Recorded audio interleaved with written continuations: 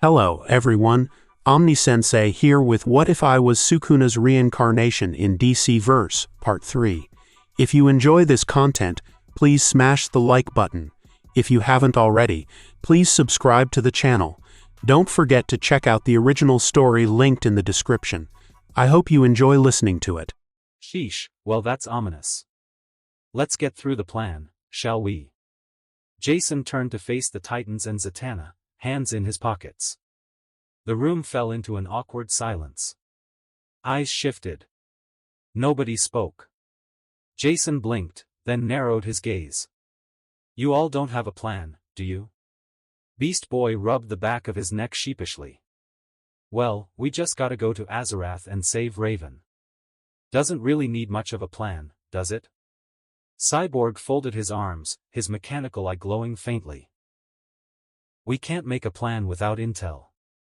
We're going in blind, dark. Relying on faith.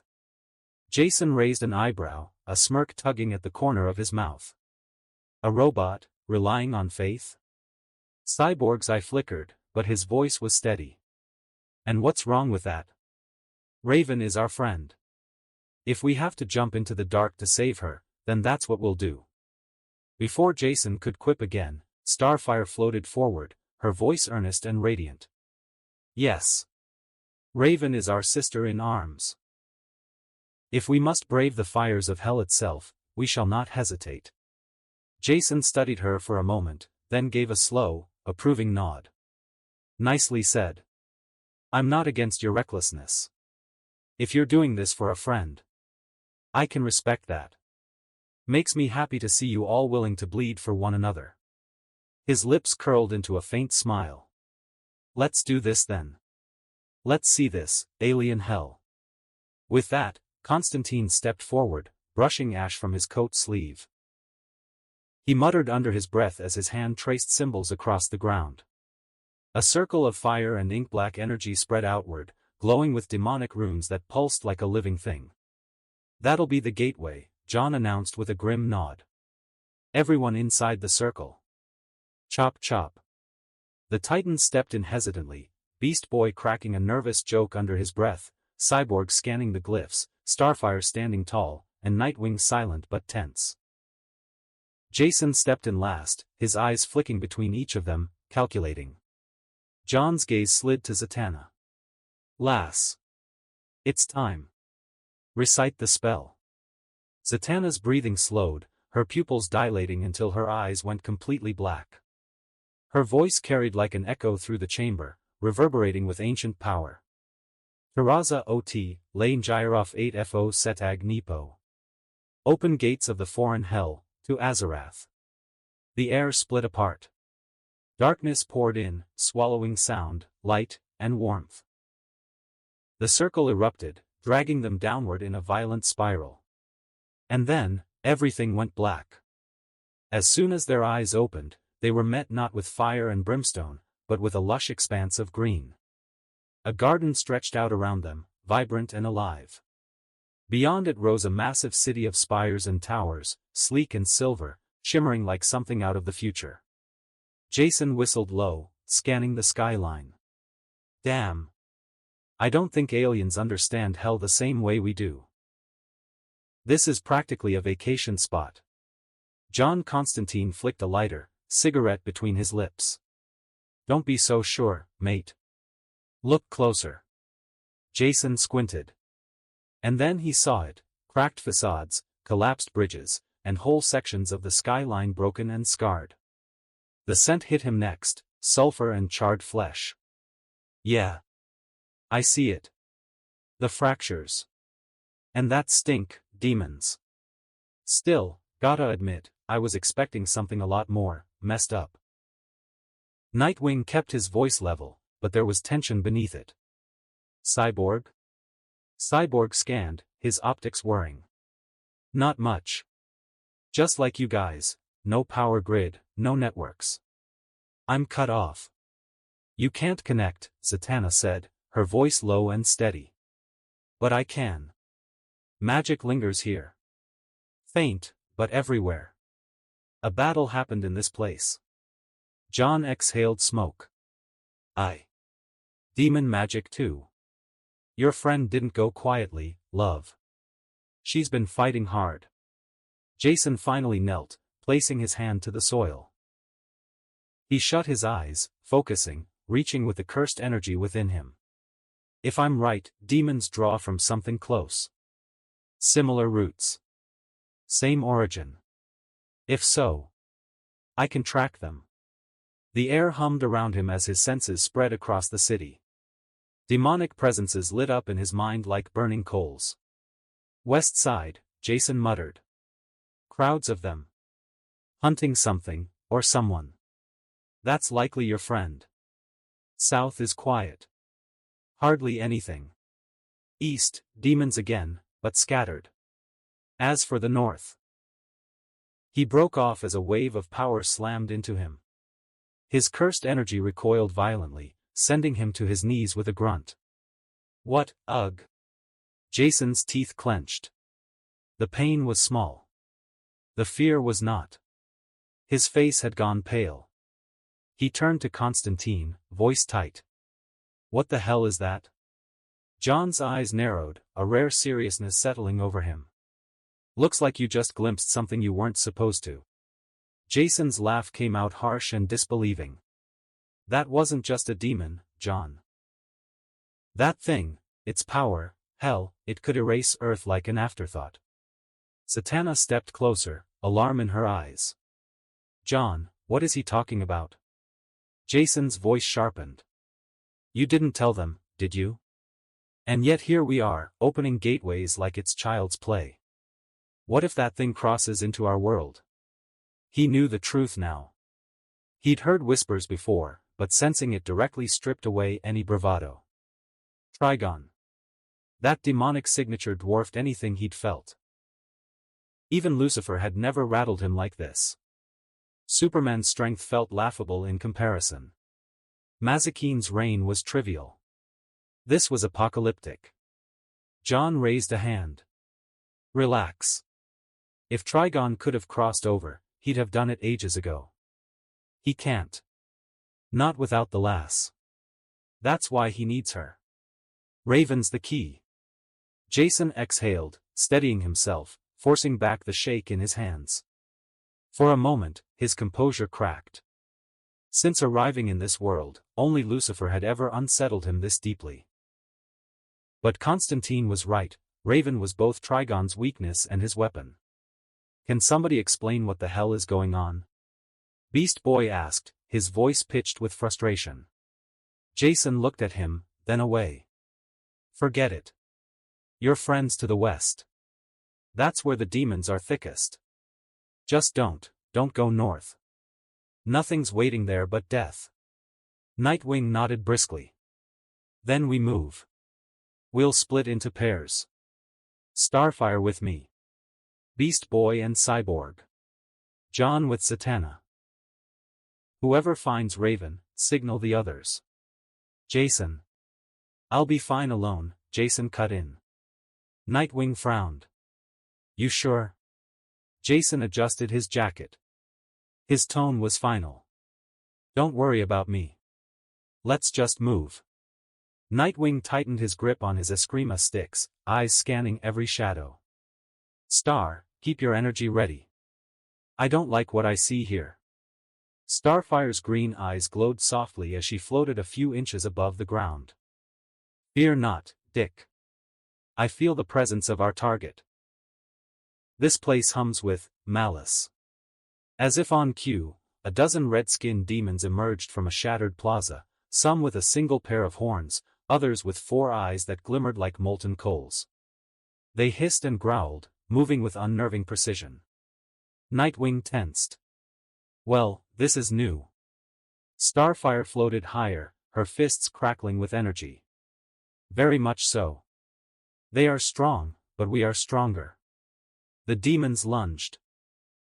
One swung a claw at Nightwing, who ducked and countered with a precise strike to its jaw, shattering its horned snout. Starfire slammed a palm down, releasing a shockwave that sent 2 demons crashing into rubble. Not what I expected from minor demons, Nightwing muttered. These things are organized. They seek Raven, Starfire said. And they seem to see us as inferiors.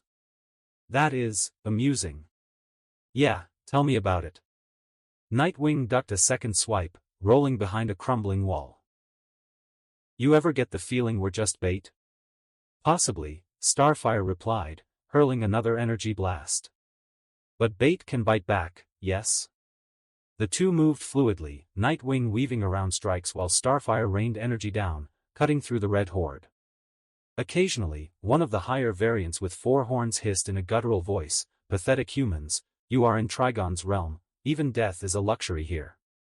"Friendly," Nightwing muttered, dodging another strike. "Real friendly." Beast Boy crouched behind a toppled street lamp, scanning the approach. "Cyborg, you see that? Red-skinned, four-eyed freaks. This is definitely not your average street gang." Cyborg tapped his arm cannon, scanning. "Yeah, and they aren't stupid. Sensors show enhanced coordination. They're hunting, like Jason said." "Time to get serious," Beast Boy said, morphing into a wolf and leaping forward. He barreled through a pair of demons, teeth sinking into thick muscle, jaws snapping. Cyborg followed, converting his arm into a cannon and firing pulses of concentrated energy. Two four-eyed demons screeched as the blasts tore through their torsos. "They aren't just strong, they're smart," Cyborg said, dodging a claw swipe. "And they don't talk much, which means one thing, aggression only. Pure instinct." Beast Boy shifted into a panther, moving faster than the demons anticipated. "Instinct, huh? Then let's outsmart their instinct." The one-horned demon hissed, backing Beast Boy toward a fallen building. "You do not belong here. You are a waste of time. Our hunt for Trigon spawn must continue." "Yeah, we get it. We're the wrong species," Beast Boy muttered. "But I don't like being told what to do." The two fought seamlessly, Beast Boy shifting into animals mid-strike while Cyborg provided heavy fire support. Even so, every demon that fell seemed to be replaced by another variant from the shadows. "This isn't going to end soon," Cyborg said, ducking under a horned demon's swing. "We need to find Raven before the horde overwhelms us." "Right. I can smell her." Beast Boy's ears twitched. "She's nearby. Deeper into the city. Let's move." John lit another cigarette, blowing smoke across the street. "All right, love, let's see how you handle this one. Magic-heavy freaks. Not your average demon, mind you." Zatanna's eyes glowed as she began casting protective wards around them. "I am well aware. These are Trigons, not the usual hellspawn. Their power is alien and corrupting." A demon with 4 eyes and 2 jagged horns leapt from the shadows. "Foolish human," it hissed. "Your magic is weak." "Lovely greeting," John muttered. "Reminds me of home." Zatanna shot a bolt of her own magic, cutting through the demon's chest. "Stop talking and fight." The pair moved together, Zatanna's spells precise and reactive while John kept one hand on his lighter and the other on a chain imbued with hellfire. One demon attempted to flank them from behind. John snapped his chain, catching it around the creature's neck and yanking it into Zatanna's magic trap. "You do that one more time, and I'll turn you into a newt," Zatanna muttered. "Noted," John said, puffing smoke. "You really know how to make a guy feel appreciated." Several higher demons, 4 horns and red muscle bulging, appeared. Their 4 eyes glared down at the two, recognizing the threat but dismissing it. "You." He looked at John. "Your magic is made to kill demons. But we are not beings to be hunted, we are the huntress." John smiled. "Charming this one, eh? Go on then, show me how you hunt." Zatanna landed next to him. "You talk big but are gonna make me fight him for you." "Just being careful," shrugged John. Jason observed the demons slowly, crouched atop a cracked overpass, his eyes scanning the red-skinned, 4-eyed horde moving in sharp, organized groups. In his hand was one of the smaller demons, a regular 4-eyed brute. With a sharp twist, he snapped its neck. A small, glowing indicator appeared in the air, a system registering 10 kills. His eyes lit up like a child handed candy. This looks like it might be hunting time. Another chance to let loose on demons and increase my level, he muttered, a grin spreading across his face. With that, he leaped into the middle of a grouping, landing with a precision that made the ground shudder. He slammed his hands onto one of the demons, cleaving it cleanly in half. Blood and black ichor sprayed, but Jason's attention was already on the next wave. A cluster of 5 more demons charged him, but Jason only smiled. Time to test the new toy. He activated Spiderweb, a massive, glistening attack that resembled a spiderweb made of energy. It shot out in a wide arc, slicing through 3 demons at once. Their shrieks echoed unnaturally, their bodies shredded by an attack that appeared without warning. But then, a shadow moved faster than anticipated. A massive, 4-eyed, 4-horned demon leaped from above, aiming straight for Jason. It was a higher tier, elite type. It swung its claws, trying to catch him off guard. Jason didn't flinch. Both hands came up in a perfect block, the demon's claws sparking against his energy-infused gauntlets. He countered immediately with a sharp kick to its face, shattering its jaw with a sickening crunch. Before it could react, he placed his hands on its chest. Energy coursed outward, dismantling the demon from the inside. It fell in half with a roar of pure rage. The remaining demons froze. One hissed, voice cracking, he is hunting us. Blasphemous. For Trigon. And with that, the horde surged forward, now fully aware of the predator in their midst. Jason's eyes glinted as he moved through them like a shadow. He ducked, spun, and struck, one demon after another falling to precise, brutal kills. A high-tier horned demon tried to flank him from the side, but Jason leapt into the air, slamming a fist down through its chest, tearing it apart from the inside out. Come on. Show me what you've got, he muttered, laughing lowly. His spiderweb sliced through a charging pair, while his cursed energy hands dismantled another. The ground was littered with demonic corpses, their 4-eyed stares frozen in horror.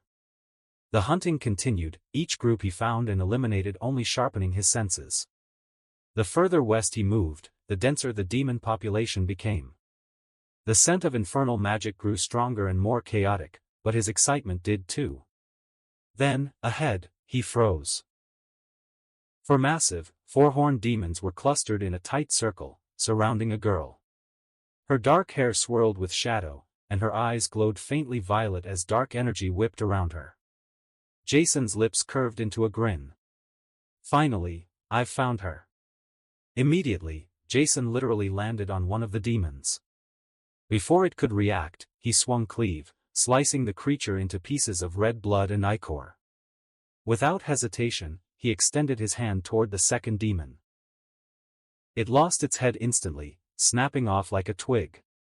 The girl seized the moment. Dark tendrils of magic erupted from her hands, wrapping around the third demon, and she blasted it with a concentrated orb of shadow, sending it flying into a crumbling wall. As for the final demon, Jason was already behind it, snapping its neck with brutal efficiency. The demon crumpled silently to the ground.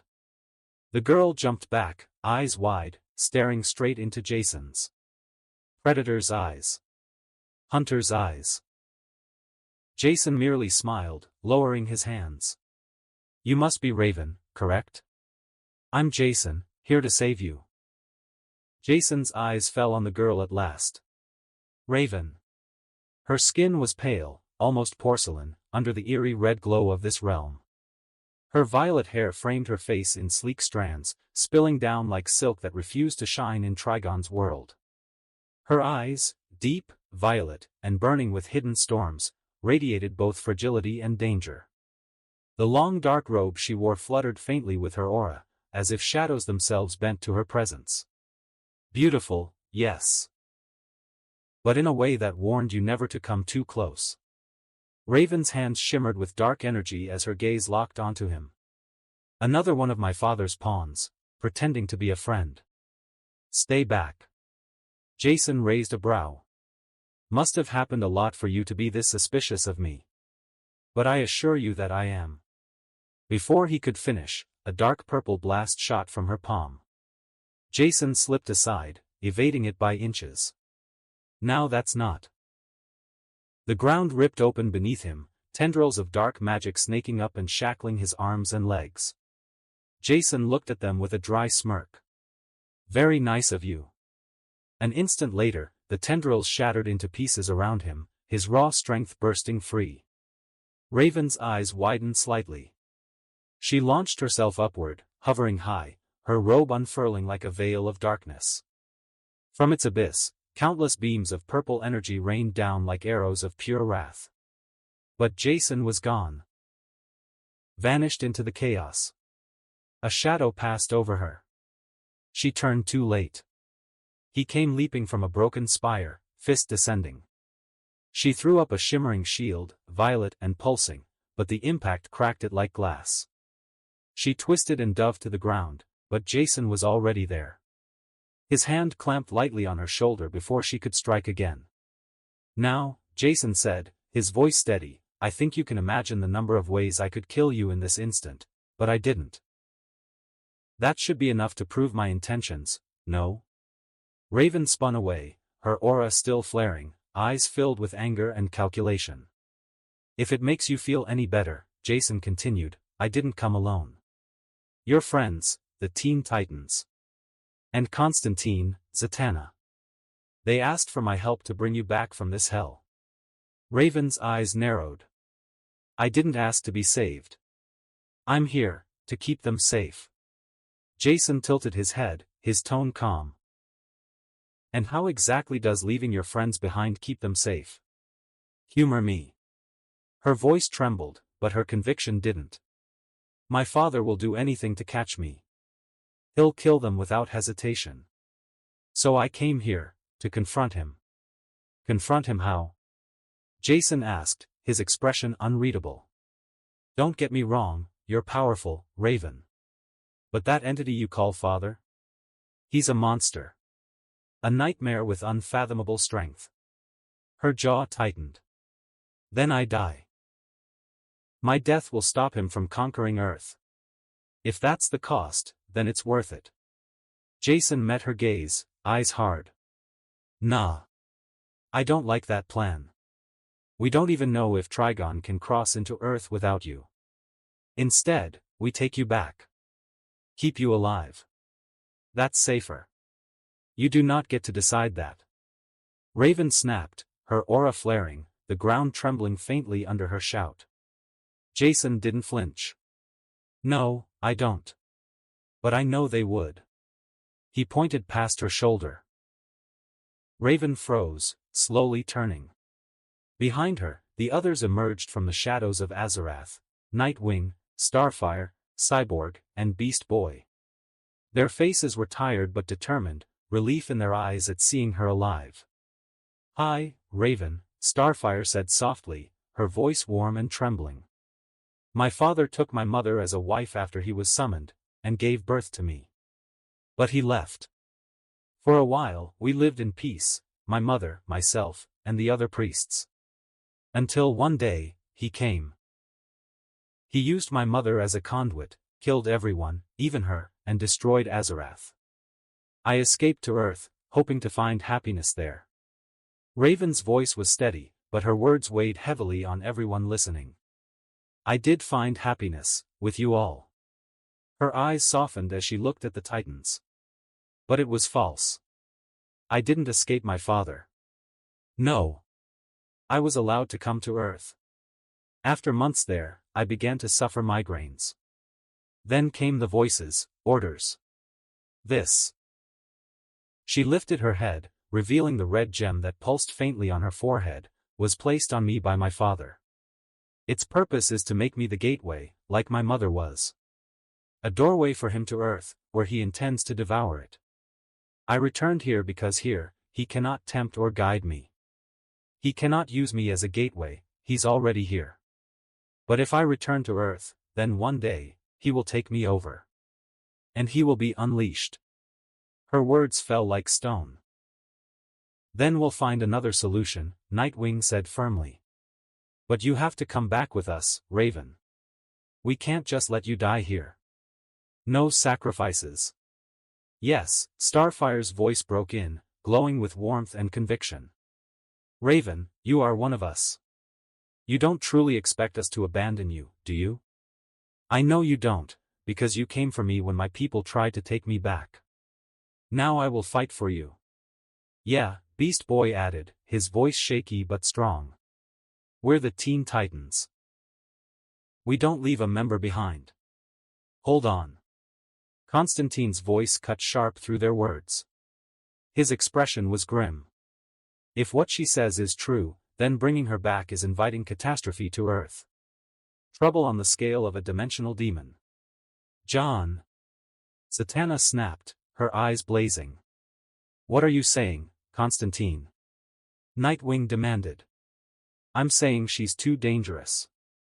If her story checks out, this isn't your decision to make. The safety of the entire planet is on the line.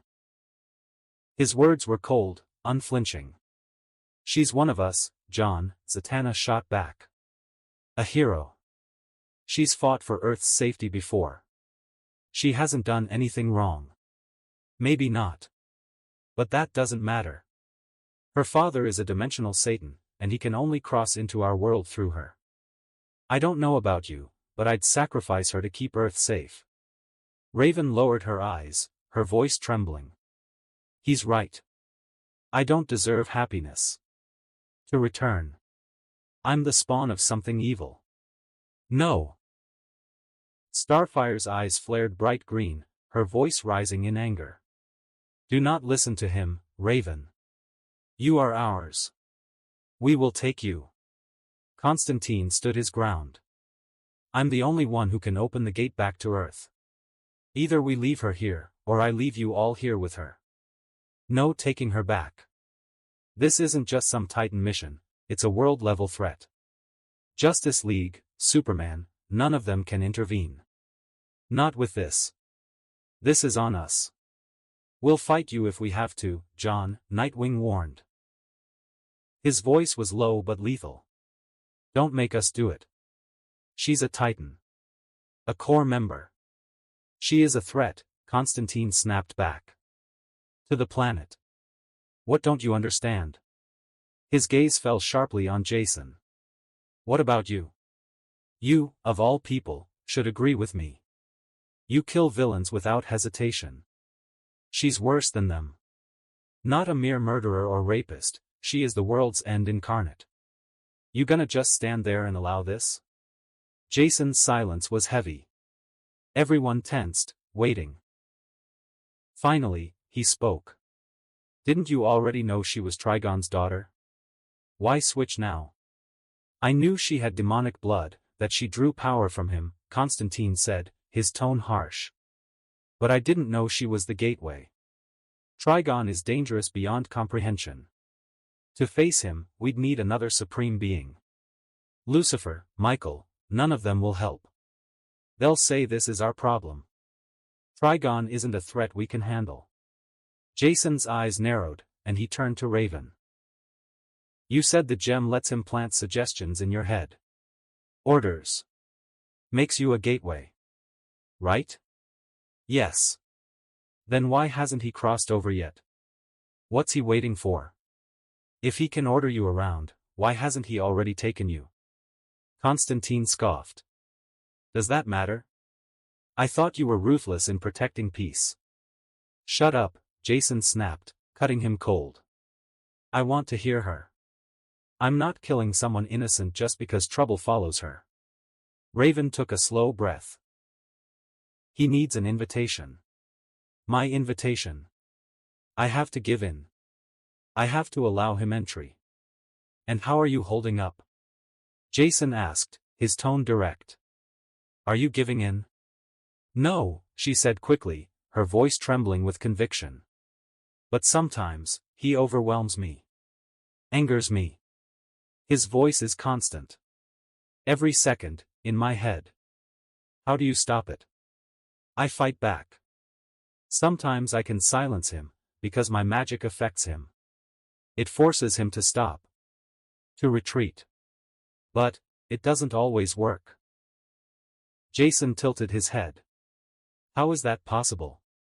Trigon's a godlike dimensional demon. Not something a mere dark mage should be able to suppress. My magic is born from him. It hurts him, Raven admitted softly. Sometimes. I even hear pain in his voice when I push back. Jason was silent for a moment. Then, firmly, then it settled. You fight. You deserve to live as much as anyone else.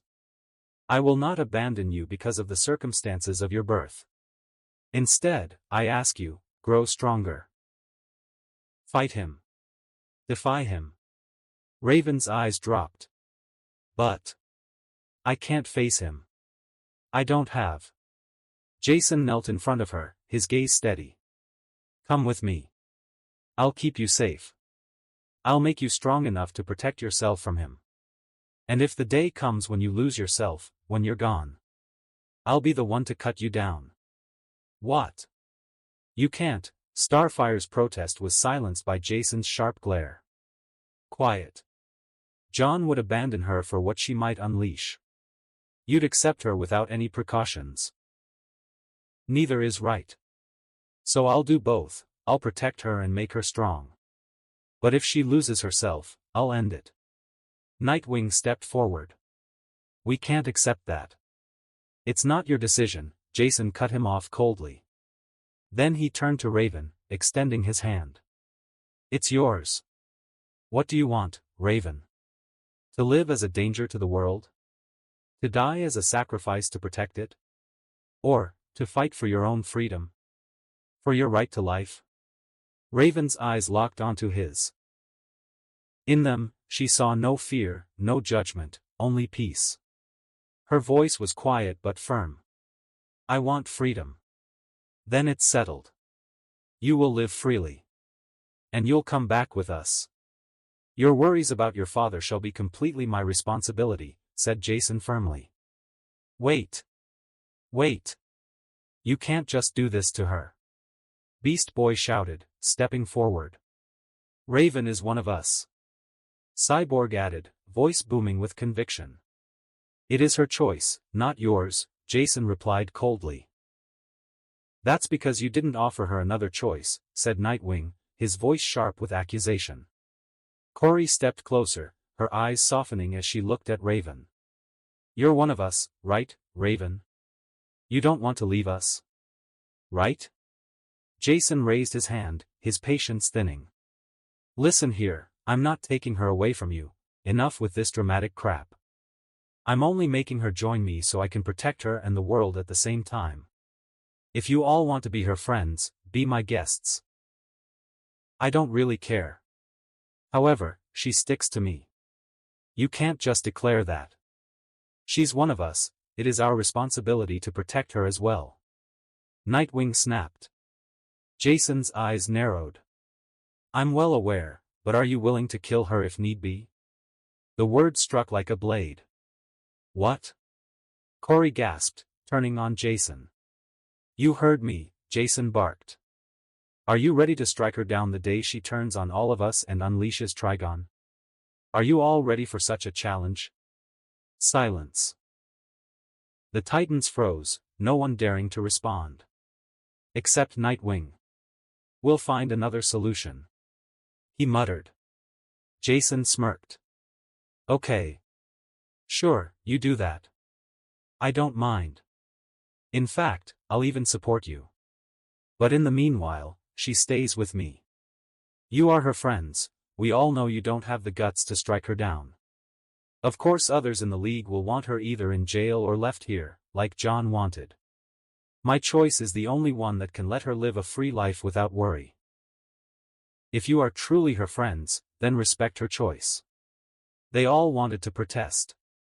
They all burned to argue. But how could they? Everything Jason said was fact. And then Raven rose slowly, her voice trembling but resolute. Guys, I agree with him. I cannot go on like this. I don't trust myself enough to be by your side.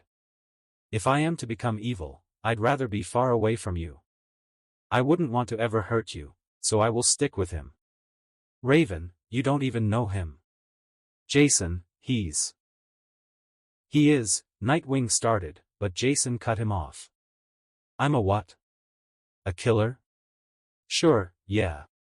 I kill villains, and I will keep doing so to the day I die. So what? Here she is right now, easiest kill ever. None of you here could stop me, yet I chose her life. I don't kill freely, fool. Unlike you all, I ain't no hypocrite. I punish accordingly. Constantine let out a slow drag of smoke. Just drop it, kid. The last chose. I'll trust you on this, Jason. And I'll trust you to strike her down before we're all doomed. And I will trust you'll help her become stronger, and escape her father, said Zatanna, her eyes steady. Jason gave a curt nod. Well, that settles it then. Let's. But then he froze. His eyes widened. Raven's did too. Get down, she screamed.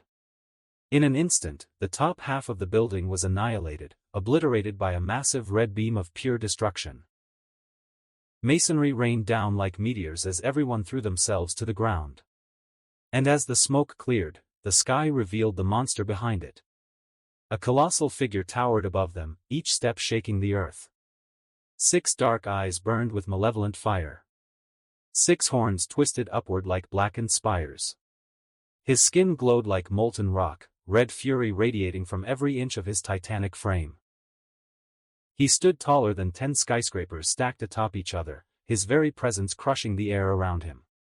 The living embodiment of evil itself. Trigon the Terrible. Raven, my child. You've finally returned to where you belong, Trigon's voice thundered with a disturbing warmth, like a father greeting his lost daughter. But then his face twisted, eyes burning with fury. Did I ask you to return? You are to remain on Earth and open the gateway, you ungrateful brat.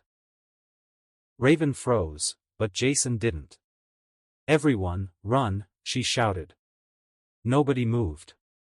They stood frozen, entranced by the demonic presence towering above them, until Jason roared, his voice breaking through the fear. Run, you idiots. Without hesitation, he grabbed Raven, vaulting them off the crumbling floor as the others finally snapped out of their trance and scattered in panic. Jason carried her, darting from rooftop to rooftop, his body moving with inhuman speed as the city shattered beneath Trigon's wrath.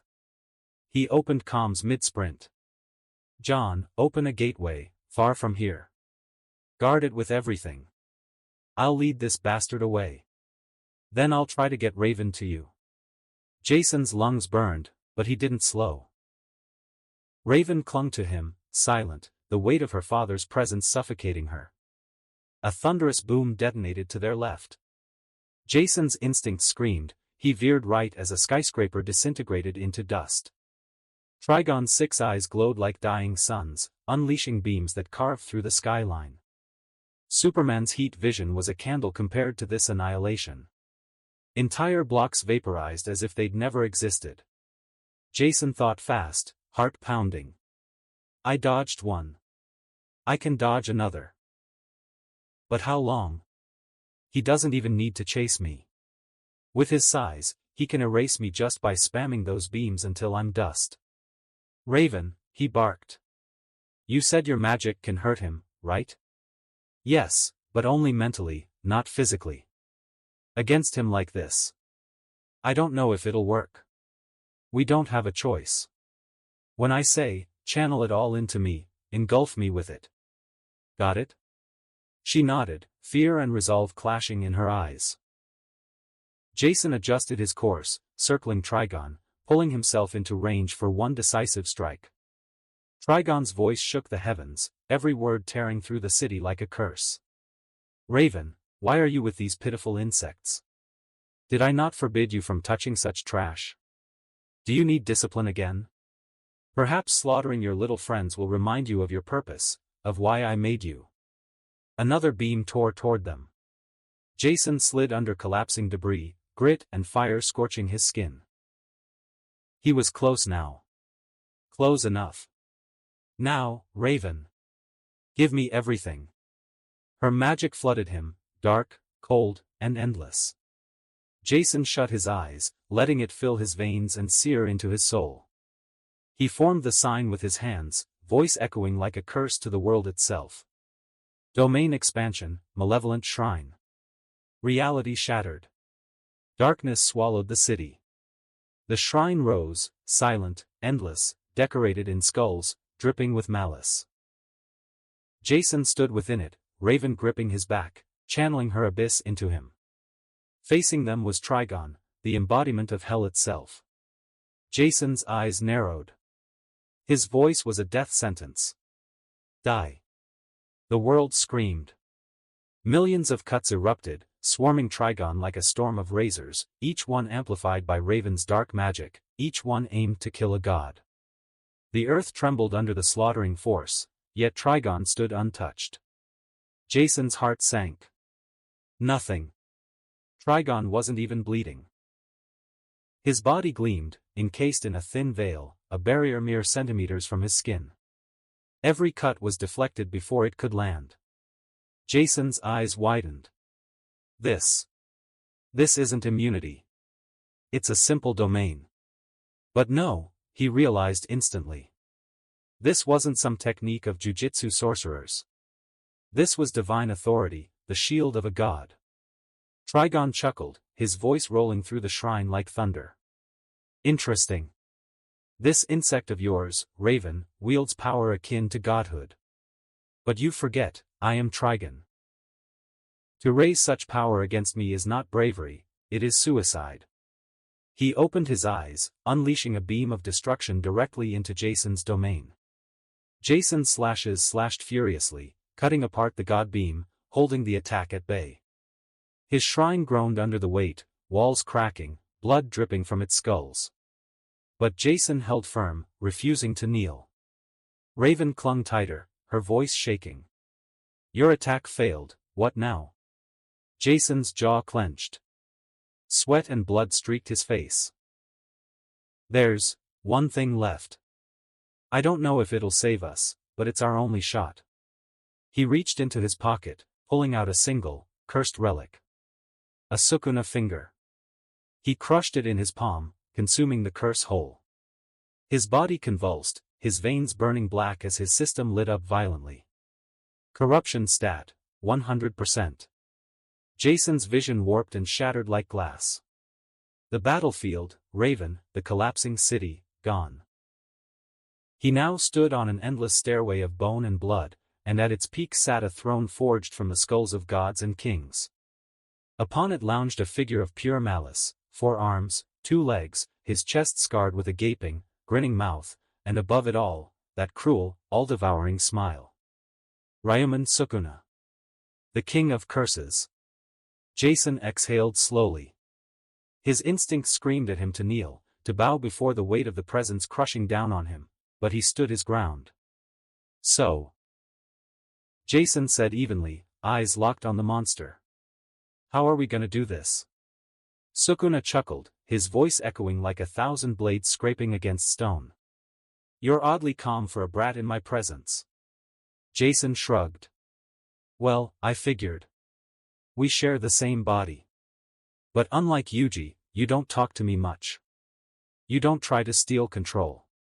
So I'll assume you can't. The king of curses leaned forward, his grin widening. You're aware of my little time with that brat? Interesting. The devil was right. You are amusing. Jason's eyes narrowed. The devil? You mean Lucifer Morningstar? Sukuna's laughter shook the hall. Yes, that bastard. He and I struck a deal most entertaining. My survival, and your strength. Jason tilted his head, skeptical. So the great Sukuna sacrificed everything just to cling to existence? Bullshit. What was the real deal? Sukuna rose from his throne. The air bent under his presence. The extra mouth on his chest began to laugh along with him. Oh, I didn't lie.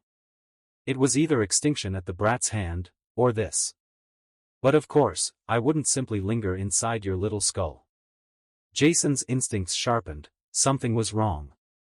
Sukuna's eyes gleamed. When your corruption reaches 100%, not once, not twice, but 3 times, his voice thundered, rattling the stairway itself, I will take over this body. Forever. That was my bargain with the devil. Jason's retort died in his throat as his body was suddenly ripped from the throne. He looked down, he wasn't standing anymore. He was sitting. Sitting on the throne where Sukuna had just been. Watching. Frozen. And in his place, towering in the real world, emerged Sukuna himself. His 4 arms flexed, claws twitching in anticipation, his aura shredding the very fabric of Jason's domain. He looked down at Raven still clinging in confusion, at Trigon's titanic form looming above them both, and his grin widened. Now then. Sukuna's voice rumbled like the coming of an apocalypse. I'll save you from this pitiful, demonic god. His gaze snapped toward Trigon, a predator recognizing another predator. Because soon enough, brat, this body will be mine. And I won't have anyone else breaking my toy before I claim it. Not to disrespect the king of curses, Jason muttered in his own mind, but how exactly are you going to deal with this so-called pitiful god? Sukuna's laughter thundered through him. You are amusing, but foolish. Tell me, brat, how many fingers have you consumed? 4, Jason replied without hesitation. 3 before we got here, and 1 more since then. 5 in total. Sukuna's grin widened. That is the limit of your current body. Lovely. Now let me ask you this. Do you truly believe 5 of my fingers are enough for you to wield my true domain? To grasp my dismantle, my cleave, or even my divine flames? Jason's eyes widened as realization hit him. You mean? Yes, fool. My power has been altered by the devil himself to fit this world. And right now, Sukuna's voice deepened into a growl that shook the marrow in Jason's bones. For the next 10 minutes, I am unrivaled. The world trembled. Trigon's eyes ignited, beams of pure hellfire lancing towards Sukuna. Last time, Jason had needed hundreds of cuts to deflect them. Sukuna raised a single finger. 1 slash. The beams split apart, harmless, carved neatly into twin halves that screamed past him. Trigon's titanic head tilted, his voice rumbling with genuine interest. Your presence has changed. A new one. Almost that of a god. A cursed one at that. Sukuna's grin stretched inhumanly wide. I never claimed to be a god. But perhaps. He raised his arms, the extra mouth on his chest laughing alongside him. I am something far worse. I am the king of curses. The domain erupted. The shrine stretched into an infinite monument, skulls stacked upon skulls, glowing with hellish crimson light. The ground rippled like liquid glass, reflecting every death Sukuna had ever authored. The air itself bent beneath his malice. Jason's voice whispered in awe, though he hated himself for it. What is this? Watch closely, brat. Sukuna's eyes never left Trigon. This is my power, at its peak. Enhanced by none other than the devil himself. It is the same technique I once used to end a man who believed himself untouchable. And then, silence. Not hundreds. Not thousands. Not millions. 1. Singular. Slash. It was not aimed at Trigon. Not at his chest, his heart, or his head. No, it was a cut made against space itself. The laws of existence trembled. A strike that cared nothing for barriers, domains, divine flesh, or the arrogance of gods. Trigon's defenses meant nothing.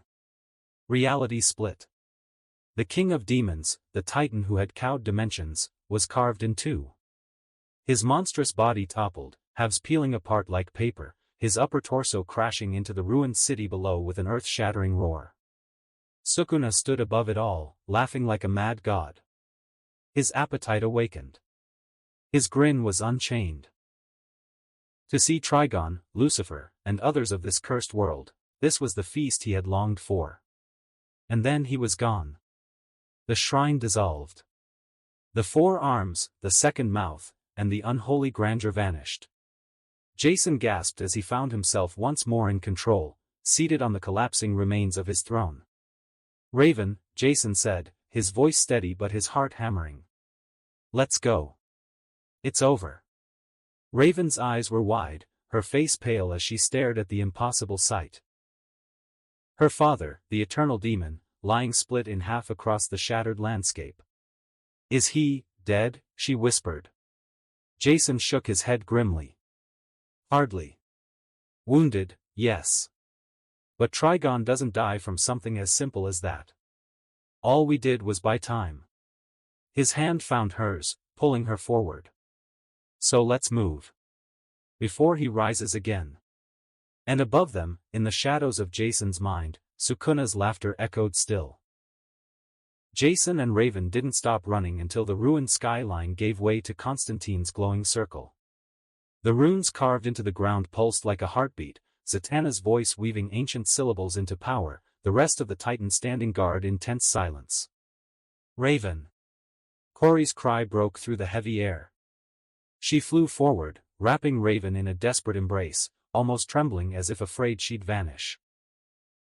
Cyborg and Beast Boy rushed in too, voices overlapping, relief plain on their faces. Constantine didn't move. His cigarette burned low as his eyes locked onto Jason. "Is he dead?" The words were sharp, but his tone cracked with something close to fear. Jason's stare was unreadable, his voice low. "No. Not yet. But he won't be up for a while." He didn't wait for reactions, he just jerked his chin at the circle. "Come on. Let's go." John swallowed, flicking his cigarette aside. "Wait. We're just talking her like this. I've got to check her first. If Trigon slipped something inside her, if he anchored himself."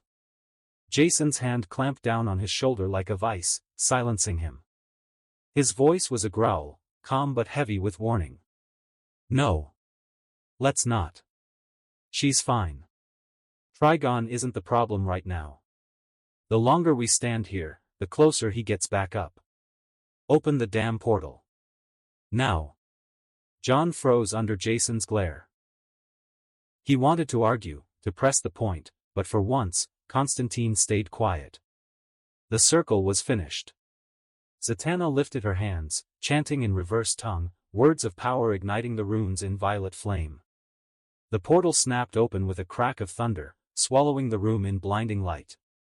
And just like that, they were back. The damp, familiar air of the warehouse replaced the suffocating inferno of Trigon's realm. Raven was here. Alive.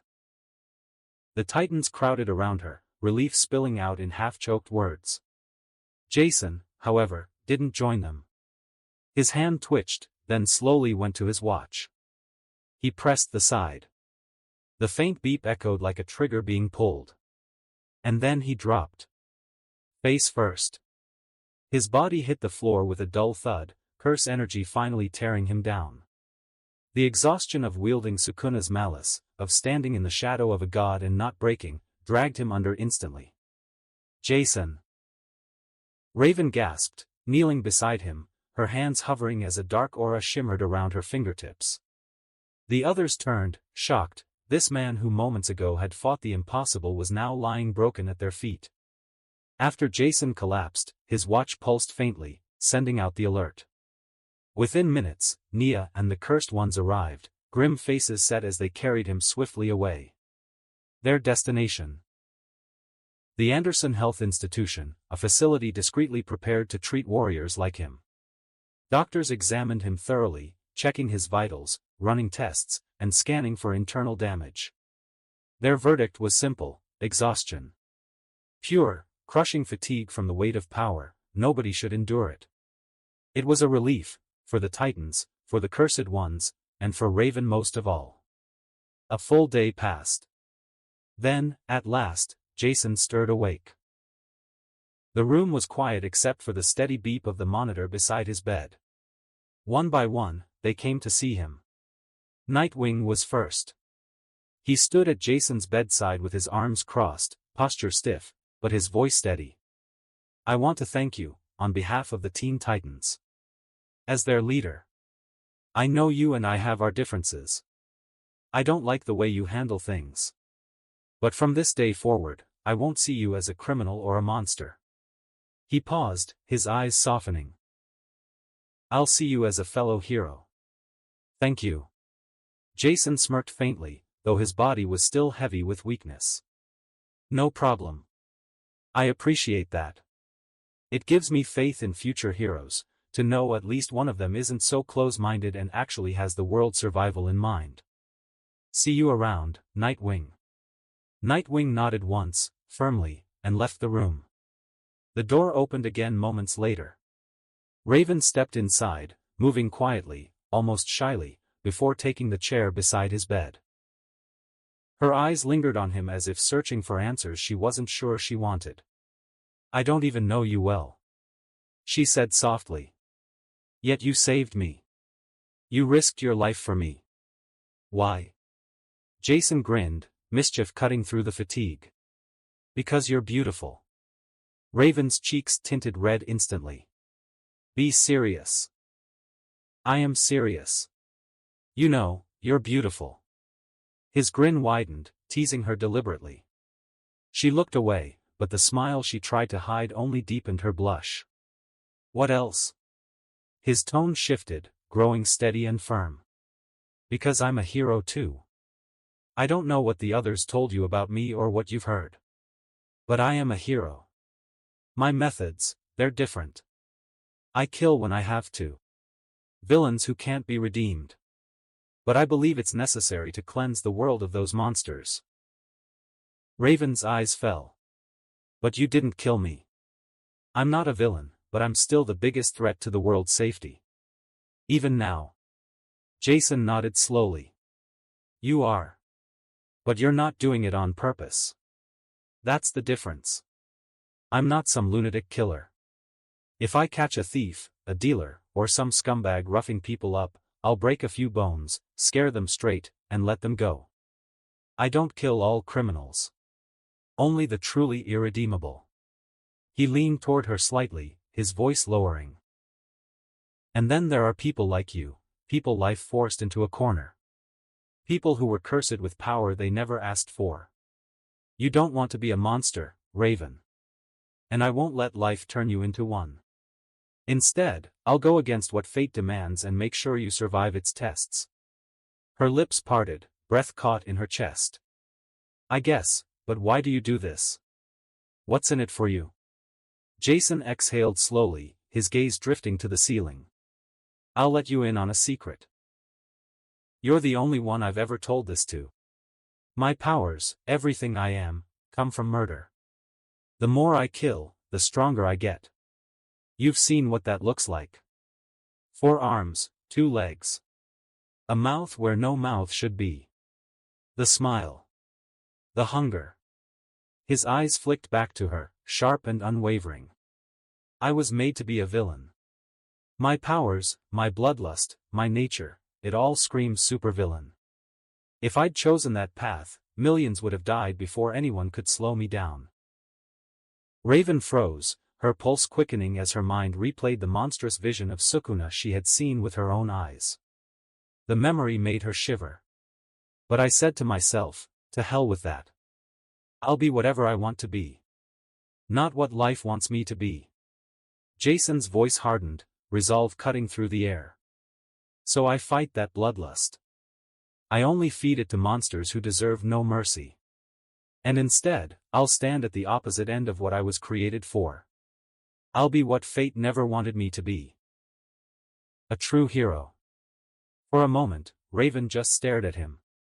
Shock. Fear. But underneath it, a flicker of something else. Relief. Recognition. Because for the first time in her life, someone had spoken words she understood to her core. He knew what it meant to fight your own nature. To resist the path life carved for you. Her composure broke. Without thinking, Raven leaned forward, climbing onto the edge of his bed and throwing her arms around him. Thank you. Thank you so much, Jason, for saving me.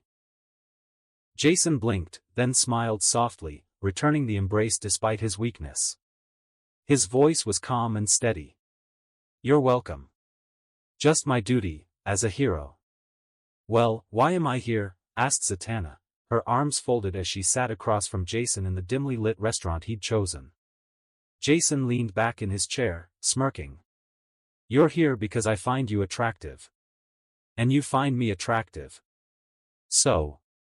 He gestured around playfully, we're on a date. Zatanna gave him a long, unimpressed look before sighing.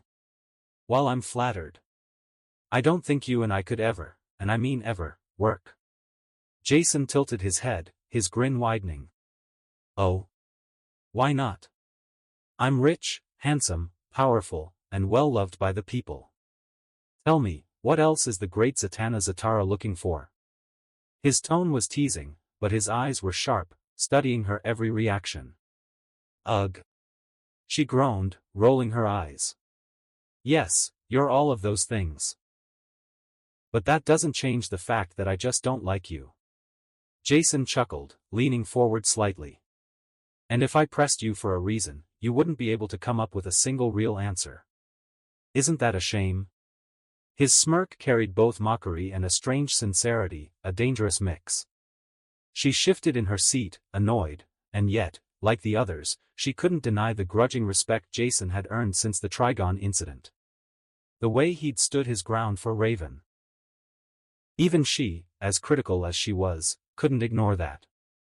Sigh. Why am I really here, Jason? She finally asked, her voice quieter. Jason's smile thinned into something sharper.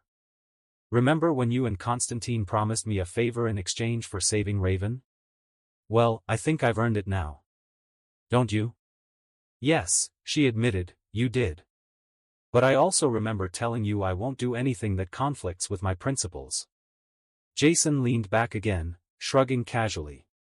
Well. That's not ideal. But I'm not asking for much. Still, it will conflict with your views. Zatanna narrowed her eyes. What do you want? I need you to vote yes on Wonder Woman's proposition at the next Justice League meeting.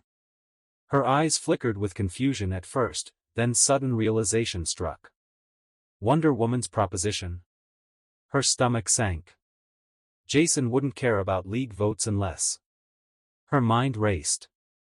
Unless Diana was moving toward his way. Toward sanctioning killing. Toward rewriting the Justice League's code itself. Her eyes widened. Jason, don't tell me.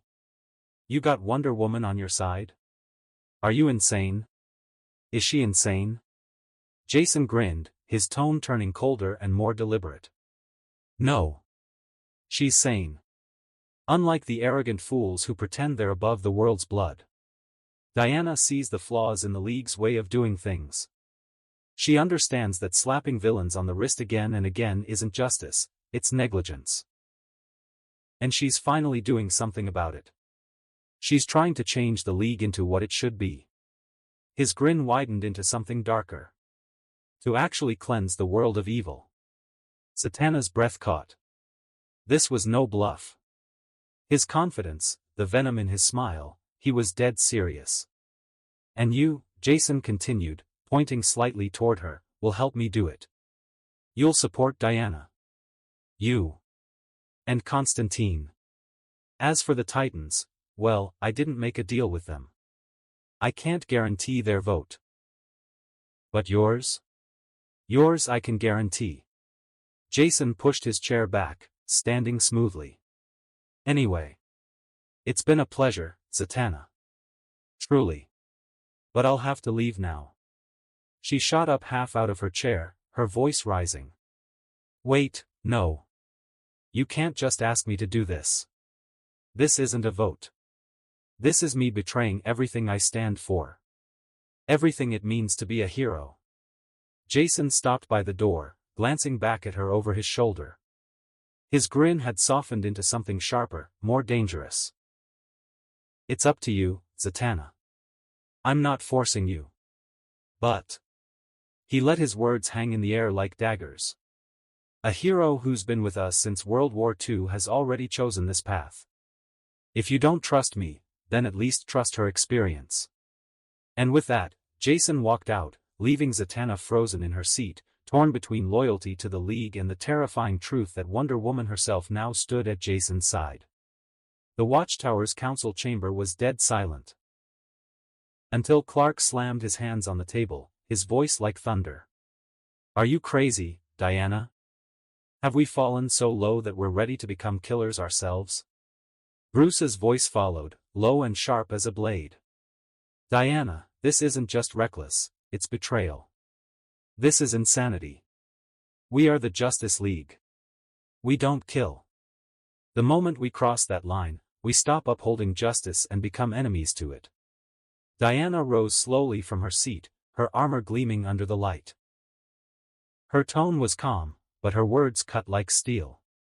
And I completely agree, Bruce. We are enemies of justice.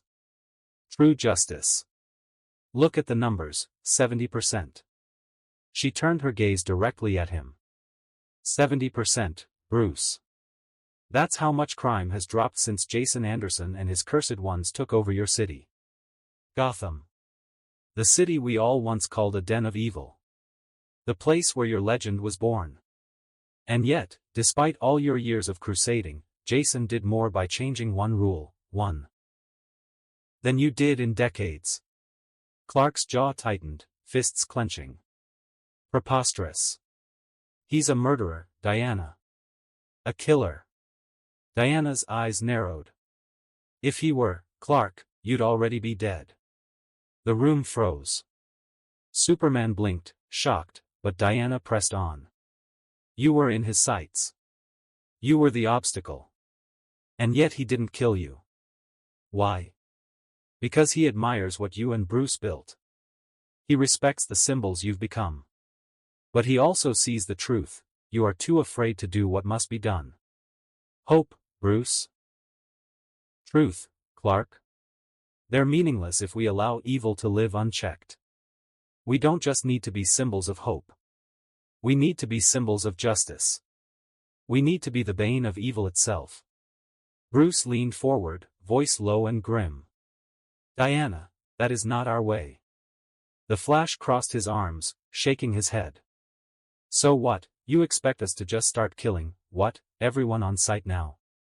Hal Jordan raised his hand in disbelief. This is insane.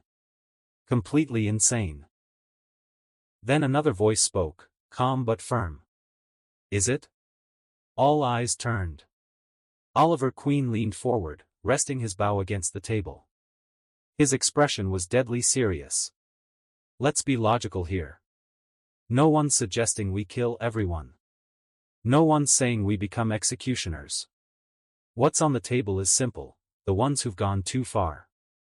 The monsters who've been given chance after chance after chance. The ones we know can't be redeemed. Tell me, how many innocent lives would still be here today if we hadn't let Joker walk out of Arkham the 20th time? Hal frowned. You too, Oliver. Green Arrow's eyes burned with conviction. Damn right, me too. The tension rippled, and then Hawkman stood, wings shifting behind him. He's right. There are many of us. We've stayed quiet, but the truth is the truth, the League's grown too big. Too soft. We're handing out forgiveness like candy while facing world-ending threats every week.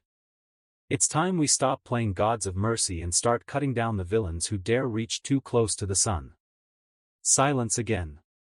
Until John Constantine flicked his cigarette into an ashtray and finally spoke. They're right. The lot of them. I've seen it with my own eyes. The kid, Jason, he's not bluffing. He's got what it takes. Bloody hell, he's already proved it. And frankly, bats. Constantine looked straight at Bruce. The kid's done more good in Gotham in 1 year than you have in 20. Bruce froze. For the first time in years, he looked shaken. You, too. John. His voice was quiet, disbelieving. I'm sorry, mate. But yeah. Someone had to say it. The room was splitting like glass under pressure. Tension thick, voices shaking with anger, conviction, and fear. Diana's voice cut through it like a war cry. We are divided. We can pretend this argument will vanish, but it won't. So we face it here, now. We vote. Will the League continue its failing ways, or will we adapt and finally become the true sword of justice this world needs? For the first time in history, the Justice League must decide if it will stand together, or tear itself apart. I cannot accept this, spoke Clark, his eyes fixed on Wonder Woman, voice filled with restrained fury. Diana, this is not the way forward. We have discussed it long enough, Diana replied firmly. The votes are in. 54% agree with me. Her words hung like a guillotine. Every member, from the Core League to the Titans and Justice League Dark, had cast their voices into history. Out of 129 heroes, 70 agreed with Diana. The killing rule should be implemented. 50 stood against it. 9 abstained, unwilling to bear the burden of choice. The divide was undeniable. I cannot work with a league of murderers, Bruce spoke next. His voice was low but final, a blade cutting through the silence. I am leaving the League. He turned without hesitation, his cape sweeping behind him. His family followed at once, Tim Drake, Nightwing, and Batgirl, every bat left with him, not a word spoken. Their silence screamed louder than any declaration. The League is breaking apart, Clark whispered, his fists trembling. His voice hardened. All because of him. He could not bring himself to say Jason's name. I cannot allow this, for the League to become. Kal-El, Diana interrupted, steel in her tone. This was not my decision alone. This was our decision. We are a league, not a dictatorship. We debate, we vote, and we choose together. And together, we have chosen. In time, you will understand that this path is the right one. You will bring the League to ruin. Superman roared. I can't believe this. Flash shouted, voice cracking. Are you all so desperate to kill villains that you've lost your damn minds? Oliver Queen's voice cut through like an arrow. That's easy for you to say, Barry, isn't it? You've got Reverse Flash. A monster who has warped time, killed countless people across timelines, and destroyed lives before they were even born. And how many chances have you given him? How many times has he come back? How many graves would be empty if we had ended him the first time? The room shifted. Oliver turned his fury toward Hal. And you, Hal. Don't act like this is unthinkable. Out there, in space, as a Green Lantern, execution is normal. If a villain is too far gone or too dangerous, the Corps doesn't hesitate. Guy voted with us for a reason, because he knows the truth. Out there, killing saves entire sectors. But here on Earth? Suddenly it's off the table? Hal clenched his fists but said nothing. And you, Clark. Oliver's voice shook with rage. You keep saying it over and over. You don't accept this. So what? Lex Luthor brought an evil version of you from another Earth, an Ultraman who butchered over 7,000 people in Metropolis. 7,000. And because we didn't have proof it was our Luthor, we let him walk free. Are you kidding me? Everyone knew. Everyone. Yet we settled for banishing Ultraman back to his world to kill again. We failed those people. You failed them. Superman's face hardened, but his voice was calm. My powers are not for killing. Yes, they are. Oliver's roar shook the chamber. If anyone had the judgment to decide who deserves to live or die, it's you. But you hide in this bubble, terrified of losing your image. You cling to being a symbol, a saint, a farm boy wrapped in hope. You'll never be human, Clark, and you don't need to be. We don't want you to be. We want you to be who you are, a god who can make the hard choices we can't. But instead, you waste that gift, hiding behind ideals while people die. He turned to the room, to those wavering, to those who had voted no. We are the shield between the people and villains. But we are also the spear. Yet we refuse to strike. And so the cycle continues, innocents die, cities burn, and villains escape to kill again. The line you're so afraid to cross is there for a reason, but some villains can't be saved. We can be each other's check, our balance. If one of us crosses the line unjustly, then they face the same judgment. Together, we can make it work. Some looked inspired. Some looked disgusted. But all were shaken. I won't pretend anymore, Oliver spat. You say we'll ruin the League? Fine. Damn the League. I'm joining the kid. Jason is the only one with the guts to do what's right. He stepped forward, shoulders squared. And all of us who voted yes, we're leaving too. We can't work with you anymore. This split was bound to happen, it was inevitable. So this is it. It's been an honor working with you, but the League we built is dead. We'll help people our way. You help them yours. The chamber filled with silence. Heavy. Final. And so it ended. The day history would mark forever. The day the Justice League split. The end of the peaceful era. The beginning of the war on villains. Well? What do you think? Can we handle America now? Diana asked, her tone steady, eyes locked on Jason across the dinner table. Jason leaned back in his chair, a half-amused smirk tugging at his lips. I don't know. I was expecting you to bring, what, maybe 10 members tops. Now I've got the entire damn League? His eyebrow arched in disbelief. Not all of them, Diana corrected smoothly, swirling the deep red wine in her glass before taking a slow sip. Rather, half. Enough to make the world take notice. She let the words linger, savoring both the wine and the weight of her statement. Jason shook his head, almost chuckling at the absurdity. I've already begun drafting plans, Diana continued, her voice shifting from casual to commander. A new central base of operations, a chain of command to ensure order, and a new name, and finally a preliminary list of priority targets. Villains who need to be kept under watch. Some. She paused, her gaze sharpening, may need more than that. But I'll leave those decisions to you. Jason leaned forward, resting his elbows on the table. His eyes narrowed, but his voice was calm. No. Speak your mind freely, Diana. I might make the final call, but I don't plan on running this show alone. You and the others, you've been at this longer than me, far longer. I trust your judgment. His smirk returned, faint but deliberate. Just don't get too soft. I told you before, I'm not out to kill every villain. Just the ones who've gone too far. The ones who can't ever come back. For a moment, silence hung between them, heavy with unspoken understanding. Diana studied him, then let the corner of her lips curve upward. A small, rare smile. Good. Then let's discuss this further. Meanwhile, on a dark and desolate planet, where the skies churned with black storms and rivers of molten rock carved scars into the land, a man sat upon a throne of jagged obsidian. Shadows bent unnaturally around him, as though even light feared to linger too close. One of his servants crawled forward on all fours, bowing low before daring to speak.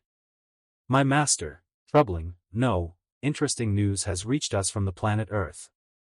The League, the so-called defenders of their world, are in shambles. Jason stood tall at the podium, the weight of every gaze upon him. The ballroom shimmered with chandeliers and golden light, filled with heroes who once wore the League's emblem and now gathered under his banner. The Anderson estate had spared no expense. A party of history, a celebration to announce what the world had whispered in shock for days. 70 members of the Justice League had defected, and tonight they stood united with the Cursed Ones. Jason's voice cut through the air, calm but heavy with authority. Hello everyone. It is an honor to stand before you tonight. Heroes of the League. Some of you have more years of experience than I've even lived. That makes your presence here, your choice to not only accept my way but to join me. all the more humbling. Together, we are not chasing vengeance. We are not zealots. We are chasing a dream, to cleanse the world of evil once and for all. A ripple of applause threatened to break, but Jason raised a hand. I want to be clear. This is no cult, no blind following. Here, we operate with analysis, not impulse. Every villain we face is weighed. Their actions were examined. Their past considered. Some can be saved.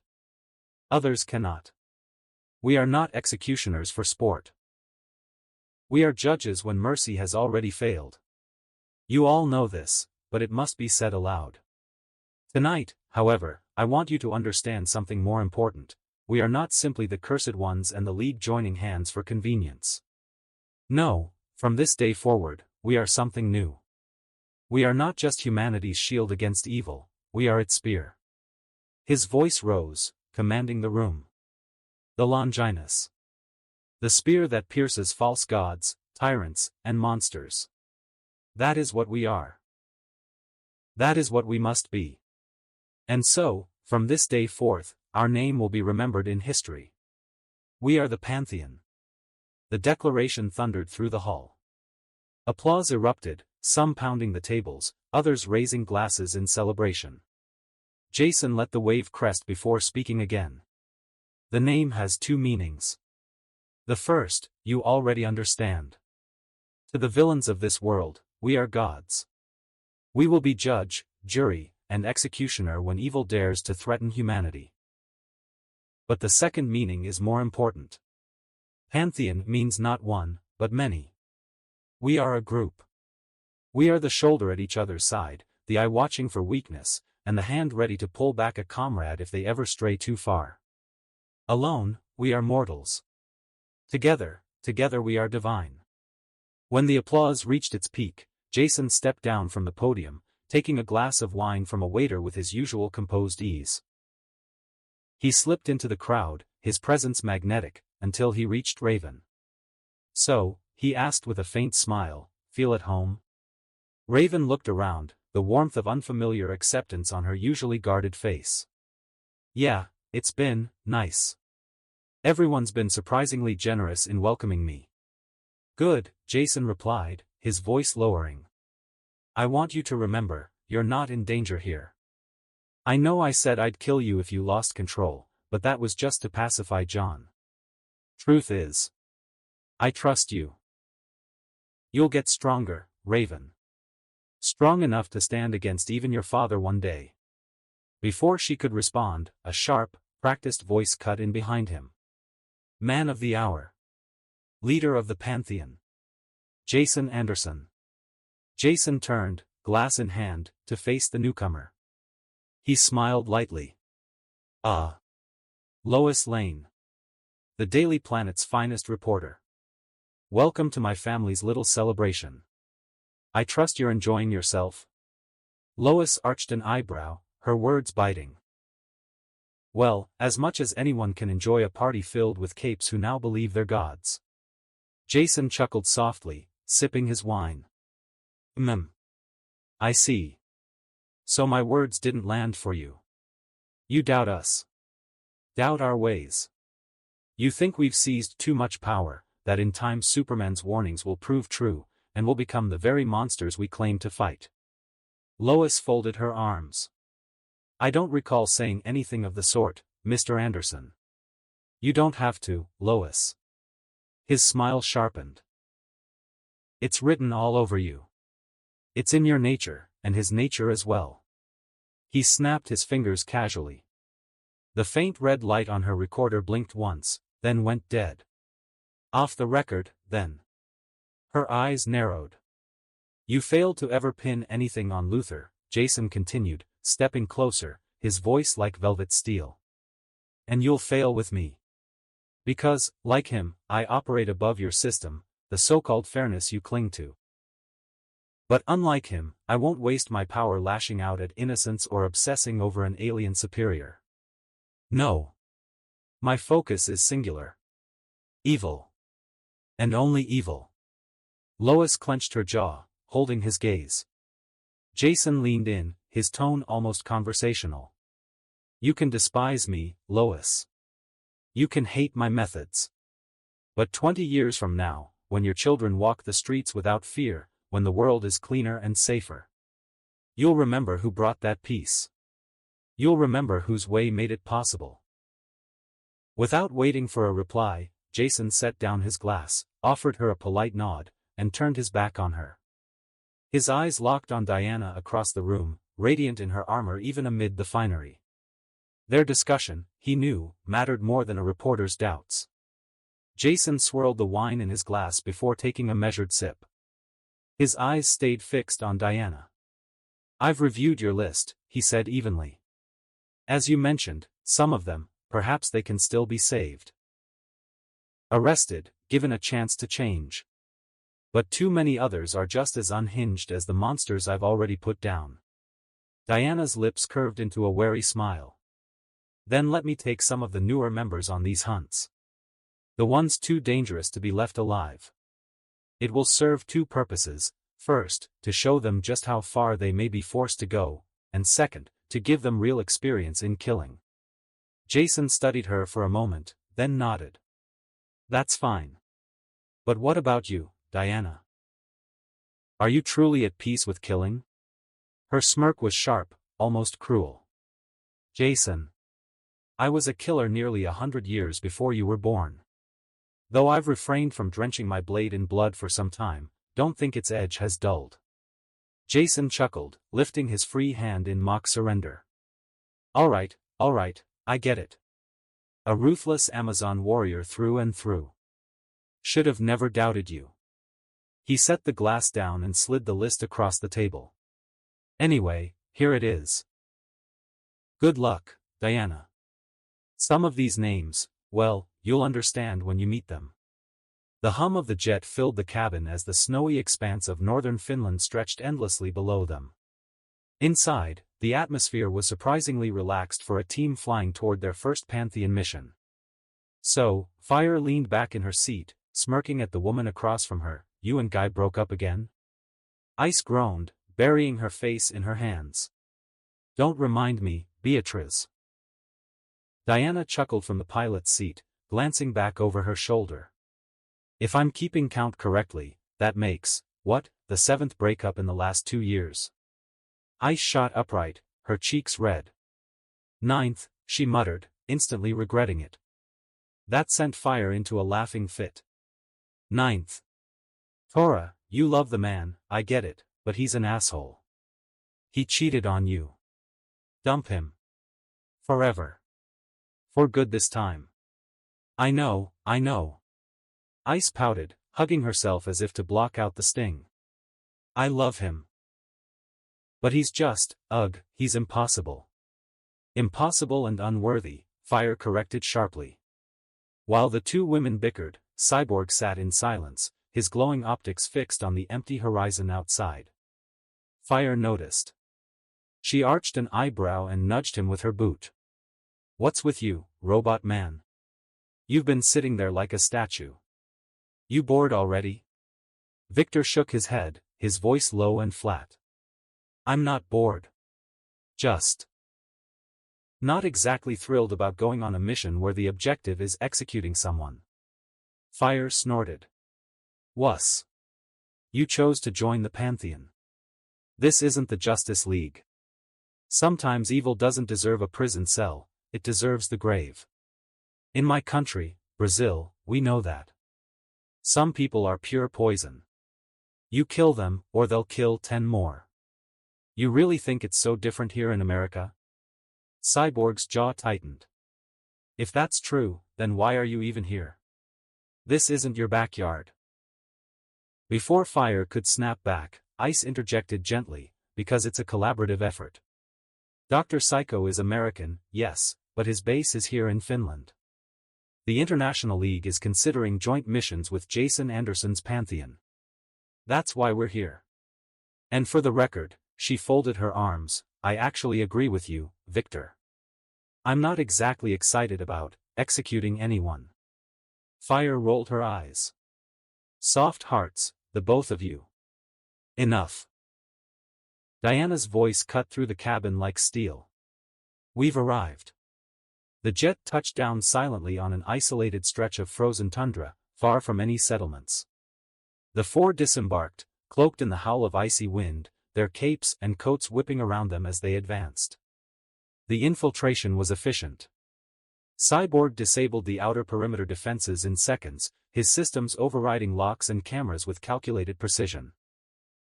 Fire and Ice handled the guards swiftly, using non-lethal takedowns for now, while Diana's presence ensured nothing stalled their pace. Within minutes, they were in the heart of the complex, descending deeper into its bowels by way of a secured elevator. The soft hum of machinery echoed as the doors rattled open. The reinforced alloy door to Dr. Psycho's inner sanctum didn't so much open as cease to exist, vaporized by a precise plasma blast. Wonder Woman led the charge, her golden tiara gleaming under the sterile, cold light, her expression one of grim determination.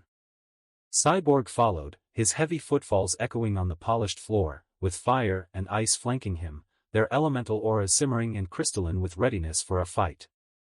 But the battle they expected never came. Instead, they were met with a silence more deafening than any explosion and a sight that stole the breath from their lungs. The chamber was vast, a cathedral of suffering. Rows upon rows of clear cylindrical tubes stretched into the gloom, each one a vertical coffin. And in each tube, suspended in a faintly glowing amber nutrient fluid, was a woman. Naked. Violated. Remade. Diana's Amazonian composure, hardened in the forges of Themyscira and on the battlefields of 100 worlds, shattered. Her face, a moment ago a mask of warrior resolve, paled. Her lips parted in a silent, horrified gasp, and she took an involuntary step back, her hand flying to the hilt of her sword as if to steady herself against a physical blow. The mutations were a grotesque gallery of madness. One woman had 4 arms, the extra pair stitched crudely to her shoulders, their hands floating limply like dead spiders. Another had her legs replaced with what looked like the tentacles of a giant squid, coiled and dormant. A third had no mouth, her features smooth skin below the nose, her eyes wide with a terror that had long since broken her mind. But the worst was the tubes. Thin, clear conduits snaked into their bodies, into their eyes, their mouths, and their abdomens. Most horrifyingly, several were invasively connected to their most intimate areas, a cold, clinical violation whose purpose was unmistakably not scientific but sadistic. It was a monument to one man's bottomless depravity, an engine designed for nothing but agony and defilement. A choked gag sounded from behind. Ice's hands flew to her mouth, her eyes wide with disbelief. The ice crystals forming protectively around her fingers shattered as her concentration broke.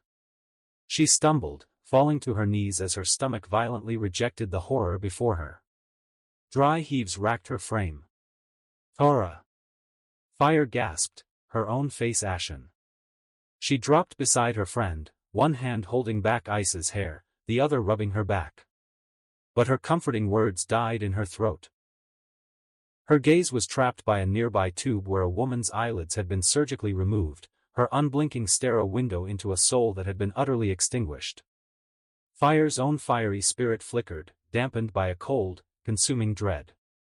Cyborg stood frozen. His cybernetic eye word, scanning, analyzing, and reporting biological data his human brain refused to process.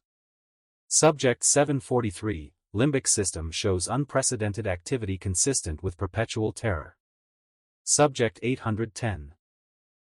Neural pathways artificially stimulated to bypass pain inhibitors. Subject 566, reproductive system. No. The word was a broken whisper from his human lips. His logic centers, his programming, and his very soul short-circuited. No. This can't be. A human mind, a human heart, had conceived of this. Had built it. The calculations were impossible. The reality was untenable. His mind blanked, overwhelmed by a tsunami of revulsion so profound it threatened to shut down his systems. From a catwalk above, a handful of lab-coated scientists who had been monitoring the nightmarish displays finally noticed the intruders. They froze, data pads slipping from their fingers to clatter on the floor. The sound snapped Wonder Woman from her stupor. The fear on her face was incinerated, replaced by a wrath of divine purity. She did not look at the scientists. She looked at her team. Her voice, when it came, was low, colder than the depths of space, and vibrated with barely contained fury. Fire. Ice. Cyborg. She said, each name a hammer strike. This is the reason why Jason is right. She finally turned her head, her eyes burning with Hades' own fire as they locked onto the cowering scientists. Go ahead, she commanded, the challenge echoing in the Chamber of Horrors. Make an argument as to why these people should be left to live. There was no answer. Only the hum of machinery and Tora's ragged breathing. There was only the sound of servos engaging. Cyborg's human hand morphed, plates shifting and locking with a series of sharp clicks and whirs, the barrel of a sonic cannon glowing with a deadly blue light. His face was a stone mask. There was no debate. No justice. There was only eradication. He didn't aim at the body. He aimed at the head. The blast wasn't loud. It was a concussive thump that atomized the scientist's head into a fine pink mist. The headless corpse stood for a moment before collapsing like a sack of meat. The violent act broke the spell. Fire looked up from ice, her green eyes now blazing with an inferno of righteous hatred. She rose, pulling ice up with her. The vomit on Ice's chin froze and evaporated. The horror in her blue eyes was gone, replaced by a glacial, murderous rage that chilled the surrounding air. Kill them all. Ice snarled, her voice cracking like polar ice. The chamber erupted. A scientist turned to run. A whip of living fire, white-hot and screaming, wrapped around his ankles, melting through flesh and bone. He screamed as he fell, the smell of cooked meat filling the air. Fire didn't let him scream for long. A second lash, precise and vicious, took his head from his shoulders. Another fumbled for a panic button. He never reached it. A shard of ice, sharp as a diamond and as long as a broadsword, shot across the room and impaled him through the chest, pinning him to a control console that shorted out in a shower of sparks. Frost bloomed from the point of impact, crawling over his body, freezing his dying scream solid on his lips. Cyborg was a methodical storm of destruction. His cannon arm blazed, each shot a calculated execution. He didn't miss. He didn't waste energy. One scientist was blasted in half. Another was vaporized from the waist up. He was justice, cold, mechanical, and absolute. Wonder Woman moved like a vengeful goddess. She didn't use her lasso. She didn't use her shield. She used her sword. She moved through them, and men came apart. A swing severed a man at the waist. A thrust pierced through one and into the scientist behind him. She decapitated one with a backhand slash so fast his head was still speaking nonsense please when it tumbled from his shoulders. In less than a minute, it was over. The white floors were painted in crimson. The air stank of ozone, blood, and burned flesh. Silence returned, heavier than before. Diana's eyes, still burning, found a reinforced door marked Private Observation. Without a word, she strode toward it, her teammates falling in behind her, their wrath still a palpable heat around them. This door, Cyborg, simply tore off its hinges with a roar of straining metal. The office within was opulent, a stark contrast to the clinical horror outside. Leather chairs, mahogany desks, and on a large monitor, live feeds from the test tubes outside. And in the center of the room, on a grotesque medical table, was Dr. Psycho. He was hunched over a struggling, terrified woman, who was strapped down, her cries muffled by a gag. He looked up, his small, beady eyes widening in surprise, his grotesque form freezing mid-act. He never got a chance to speak, to telepathically defend himself, or to beg. Wonder Woman's sword left her hand. It was a blur of silver light. It crossed the room and found its mark not in his heart but in his throat, punching through with a wet thunk. Psycho gurgled, clutching at the blade, his eyes bulging in shock and agony. Diana was on him in an instant. She yanked the sword free in a spray of blood. And then she began to cut. There was no skill to it, no Amazonian technique. It was butchery.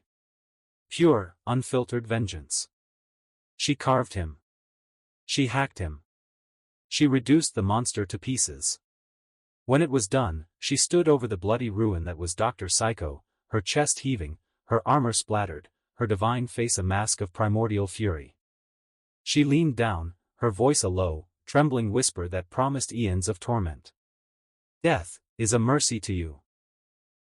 She sheathed her sword, turning her back on the carnage she had wrought, her final words hanging in the air like a curse. "I hope you are OT in hell." The broadcast opened with the sharp, authoritative voice of the anchor. Breaking news. Reports have come in of the Pantheon's coordinated attacks across the globe. In the last 24 hours, 7 known supervillains, long thought to be in hiding, have been located and defeated.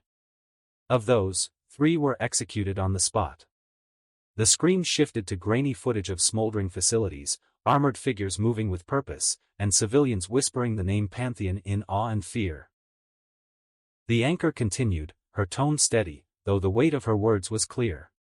But perhaps the most shocking development comes from Finland, where the Pantheon dismantled a secret facility linked to the infamous Maxwell Lord. Inside, the villain known as Dr. Psycho had been conducting experiments. What our sources describe as unspeakable acts of cruelty. The feed changed again, this time to a solemn studio interview. Sitting across from the reporter, clad in her armor but without her helmet, was Wonder Woman. Her expression was calm, but her eyes carried shadows that no camera could erase. "Princess Diana," the reporter began, leaning forward, "it has been confirmed that you personally executed Dr. Psycho. Is that true?" Wonder Woman didn't flinch. "Yes," she said simply. "I was the one who delivered the killing blow." The reporter hesitated, then pressed. "Some argue this is a step too far. That execution is not justice. How do you respond to that?" Diana's gaze sharpened, her voice steady yet heavy with conviction. "What I saw inside that laboratory."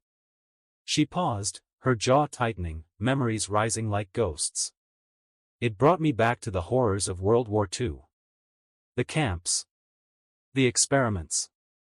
The things humanity swore it would never repeat." Her hand curled into a fist on her lap, knuckles white. Dr. Psycho was not a man seeking redemption. He was not a man capable of change. He was a parasite feeding on suffering, creating it, reveling in it. To allow him to live would have been a crime greater than his death. Her words cut through the silence of the studio. Jason's vision must continue. There are those who will never stop unless we stop them. And for monsters like the one I faced today, death is the only justice left. The screen faded back to the anchor. Her voice, though professional, carried a grim note. "We now warn our viewers. The following footage, recovered from the site of the facility, may not be suitable for sensitive audiences." The video cut to shaky on-scene recordings, shattered test tubes, broken machines, and glimpses of bodies suspended in grotesque conditions. Faces distorted by terror. Limbs warped by cruel experimentation. The silence of the victims spoke louder than screams ever could. The broadcast did not linger. The screen returned quickly to the anchor's grave face. "This is the world we now live in. The Pantheon rises, and with it, new questions of morality, justice, and survival." Jason snapped the remote down and the room fell into the hush that follows a storm. He took a long sip of coffee as the kettle's steam blurred the morning light, folded the paper in half, and watched the crease like it was a map. "What about online approval?" he asked without looking up. Nia didn't need to be asked twice, she already had a tablet lit and fingers dancing. "Divided," she said. "A large block supports the Pantheon, calls for us to be unleashed nationwide, but there's a loud pushback. League sympathizers, human rights groups, and a lot of ethics commentators.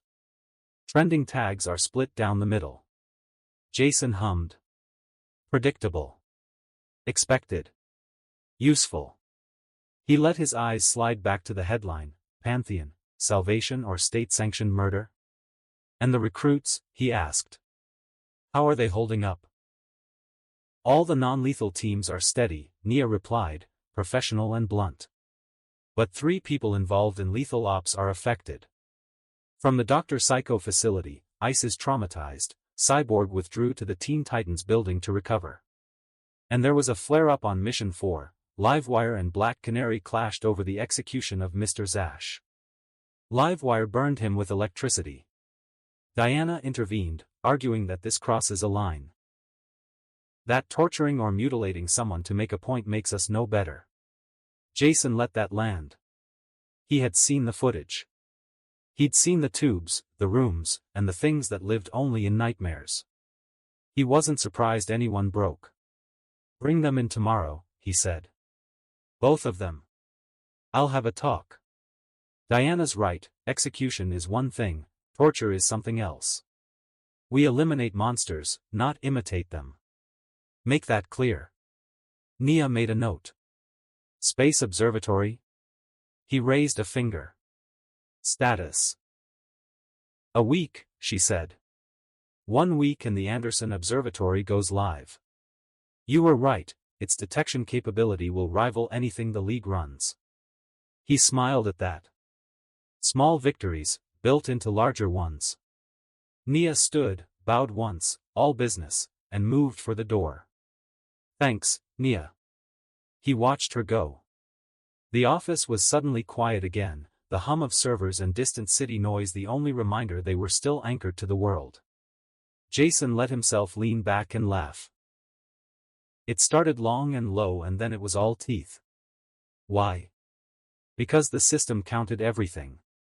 Yesterday's mission, 3 villains executed, 96 of their elite soldiers and laboratory staff neutralized, each body ticked the counter. He'd been skeptical at first, the interface had felt like a cruel joke. But the numbers hadn't lied. The Sukuna mechanic registered the kills when he ordered them, when the Pantheon's plans were executed, and when targets were eliminated by his men or by his designs. He could sit here, in this leather chair, with a view of the Potomac and a cup gone cold, and pull levers. He could push paper. He could sign a warrant and watch the system confirm the tally. With each sanctioned strike, the gauge climbed. With each sanctioned strike, his power swelled. A slow grin spread over his face, equal parts hunger and triumph. Name, Jason Lucas Anderson. Title, King of Curses, SUKUNA'S Reincarnation. Race, Human, Modified. Level, 52 to 133. Souls collected, 7,540 to 7 souls. Next level, 132 souls. Fingers absorbed, 5 out of 20, 1 unabsorbed finger.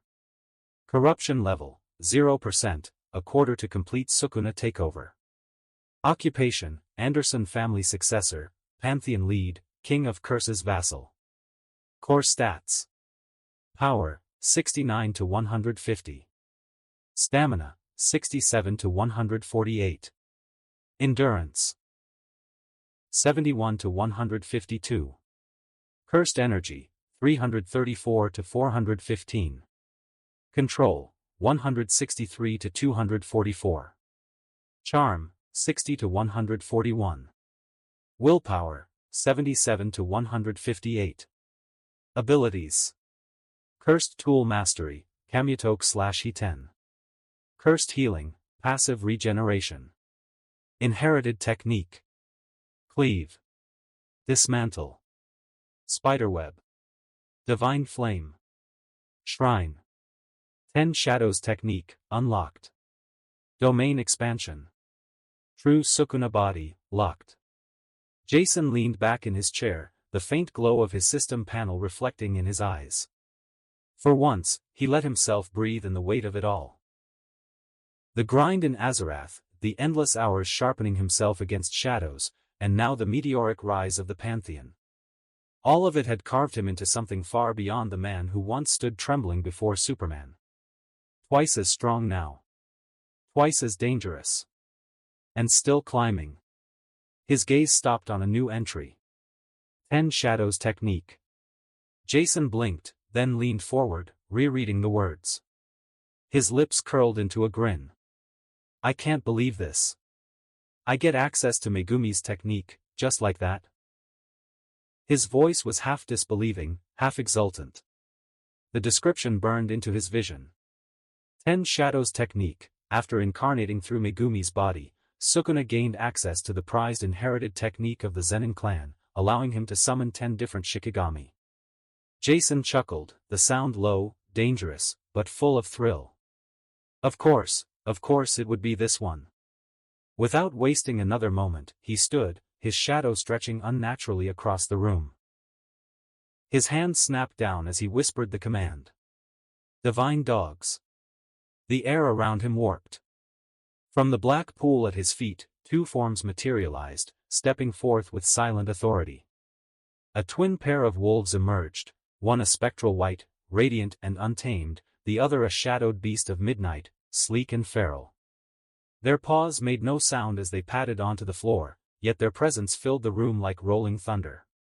Jason crouched, his hand brushing over their heads. Their fur was solid and real beneath his touch, yet it pulsed faintly with cursed energy. They leaned into his hand with a growl of acknowledgement. He smirked. Glad they don't look like Sukuna's ugly variants, but I guess if I want that, I could force it. A week later, Jason stood with his hands behind his back, watching history unfold before his eyes. The Pantheon space base, sleek, massive, bristling with technology leagues ahead of anything the Watchtower ever had, was about to come online. Special boom tubes calibrated to different frequencies double the scanner range of the Justice League's orbital array, with observation systems stacked on observation systems. A crown in orbit. A fortress in the stars. Beside him, Diana folded her arms, her gaze fixed on the view. Well, what are we going to call it? Jason blinked. We're naming it. He scratched the back of his head. Well, of course. The Justice League's was called the Watchtower.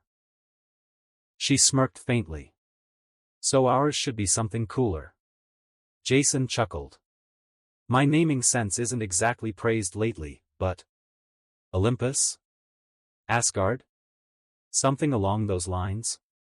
Ugh. No. Diana shook her head, a glint in her eye. I have something better. Elysium. A resting place for heroes and gods alike. A watchful eye above the earth. Jason tilted his head, then smiled. Oh. I like that. Elysium it is. He turned toward Adam Strange, one of the League's best cosmic minds and now a Pantheon recruit. Jason's tone sharpened. All right. Launch it. Adam nodded, fingers flying over the control panel. A hum reverberated through the chamber. Then, like the awakening of a giant, systems came online one by one. Elysium was alive. Teleportation hubs activated. God's Eye, the AI designed to tap into every public camera on Earth in real time, blinked awake with clinical precision. Solar system-wide scanners extended their reach, locking onto everything from stray meteors to deep space anomalies. Teleport beams flared as Pantheon members began flooding into Elysium, testing its systems. Exactly as planned, Jason wanted to see how it handled a mass evacuation or an instant mobilization. Well? Jason asked. Adam studied the readouts, then grinned. Perfect. All members transferred without delay. The system didn't even strain. Elysium can teleport up to 3,000 people every 5 to 10 seconds. Jason's smile was sharp and approving. Good. That means in a crisis, this place doubles as an evacuation hub. But before the relief could settle, a sharp alarm cut through the command deck. One of the scientists spun in his chair, frantically typing. Sir. We might have a problem. Jason and Adam rushed over. The scientist pointed at his screen, data scrolling so fast it blurred. It looks like a glitch, Jason muttered, frowning. A moon? Moving into our solar system? Adam's eyes narrowed. He leaned closer, then froze. His face went pale. Oh no. Jason glanced at him, brow raised. What? It's just a system hiccup, right? Adam shook his head. His voice dropped to a grim whisper. No, sir. This isn't a glitch. I've heard about this before, rumors, myths, but I didn't want to believe it. If this reading is true, then it's real. Jason's tone hardened. Speak plainly. What are we looking at? Adam swallowed. Not any moon, sir. Long ago, in another galaxy, there was a civilization so advanced their technology dwarfed everything we know. They destroyed themselves, but before they did, they built something. A weapon. A moving world. Jason's eyes narrowed. A moving world. Adam's expression turned grave. It was seized later by a tyrant named Mongol. He called it Warworld. A moon-sized warship bristling with weapons powerful enough to level planets. It repairs itself. It carries armies.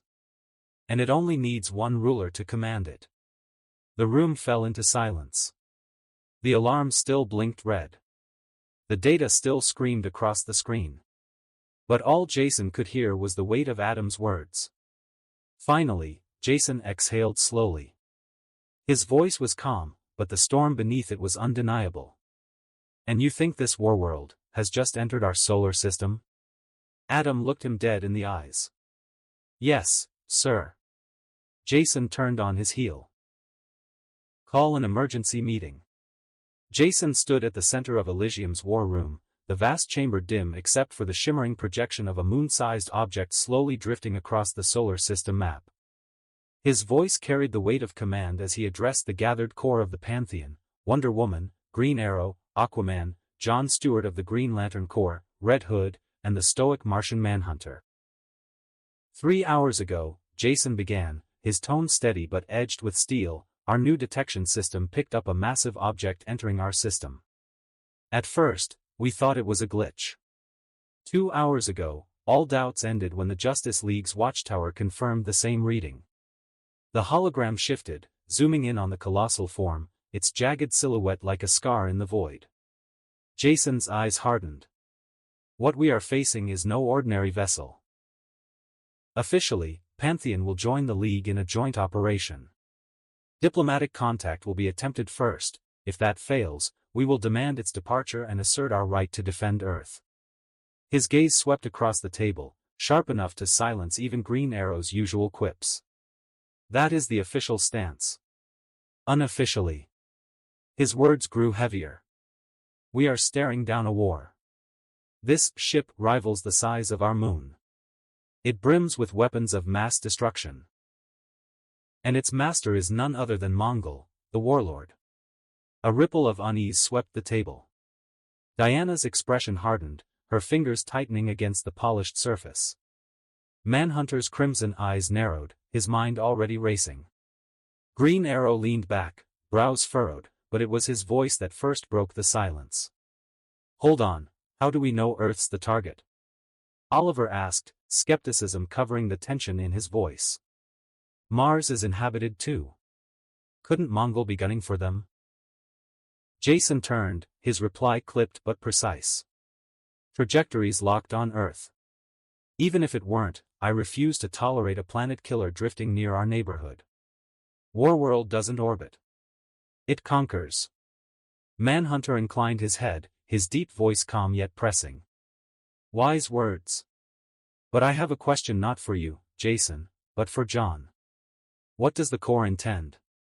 At that, all eyes shifted to John Stewart. The seasoned lantern sat rigid, but his complexion had gone pale, the emerald ring on his hand trembling faintly. When he finally spoke, his words spilled like shards. This can't be possible. He rose to his feet, the chair scraping back sharply. Someone has claimed Earth. The room froze. Jason frowned. Claimed? John's voice wavered, anger and disbelief mingling. Under galactic law, the Green Lantern Corps cannot interfere with a world already under the ownership of another. Hal and Guy received the same notice. Earth is marked. We, officially, are barred from defending it. Diana's eyes narrowed, her voice low and dangerous. And who dares claim our world? John sank back into his chair, his face shadowed. They won't say. Only that the claim is recognized, and whoever made it, the Corps fears them. A thick silence pressed down on the war room. Green Arrow muttered a curse under his breath. Manhunter's expression turned grim, his alien features unreadable yet heavy with thought. Jason leaned forward, voice sharp with finality. Then it doesn't matter. I never planned on relying on the Corps. He straightened, his presence filling the room like a drawn blade. We fight our own battles. Diana and I will head to the Hall of Justice. We'll meet with the League, and together, we'll prepare for what's coming. An elderly man with white hair and the bearing of long political winters rose to greet them.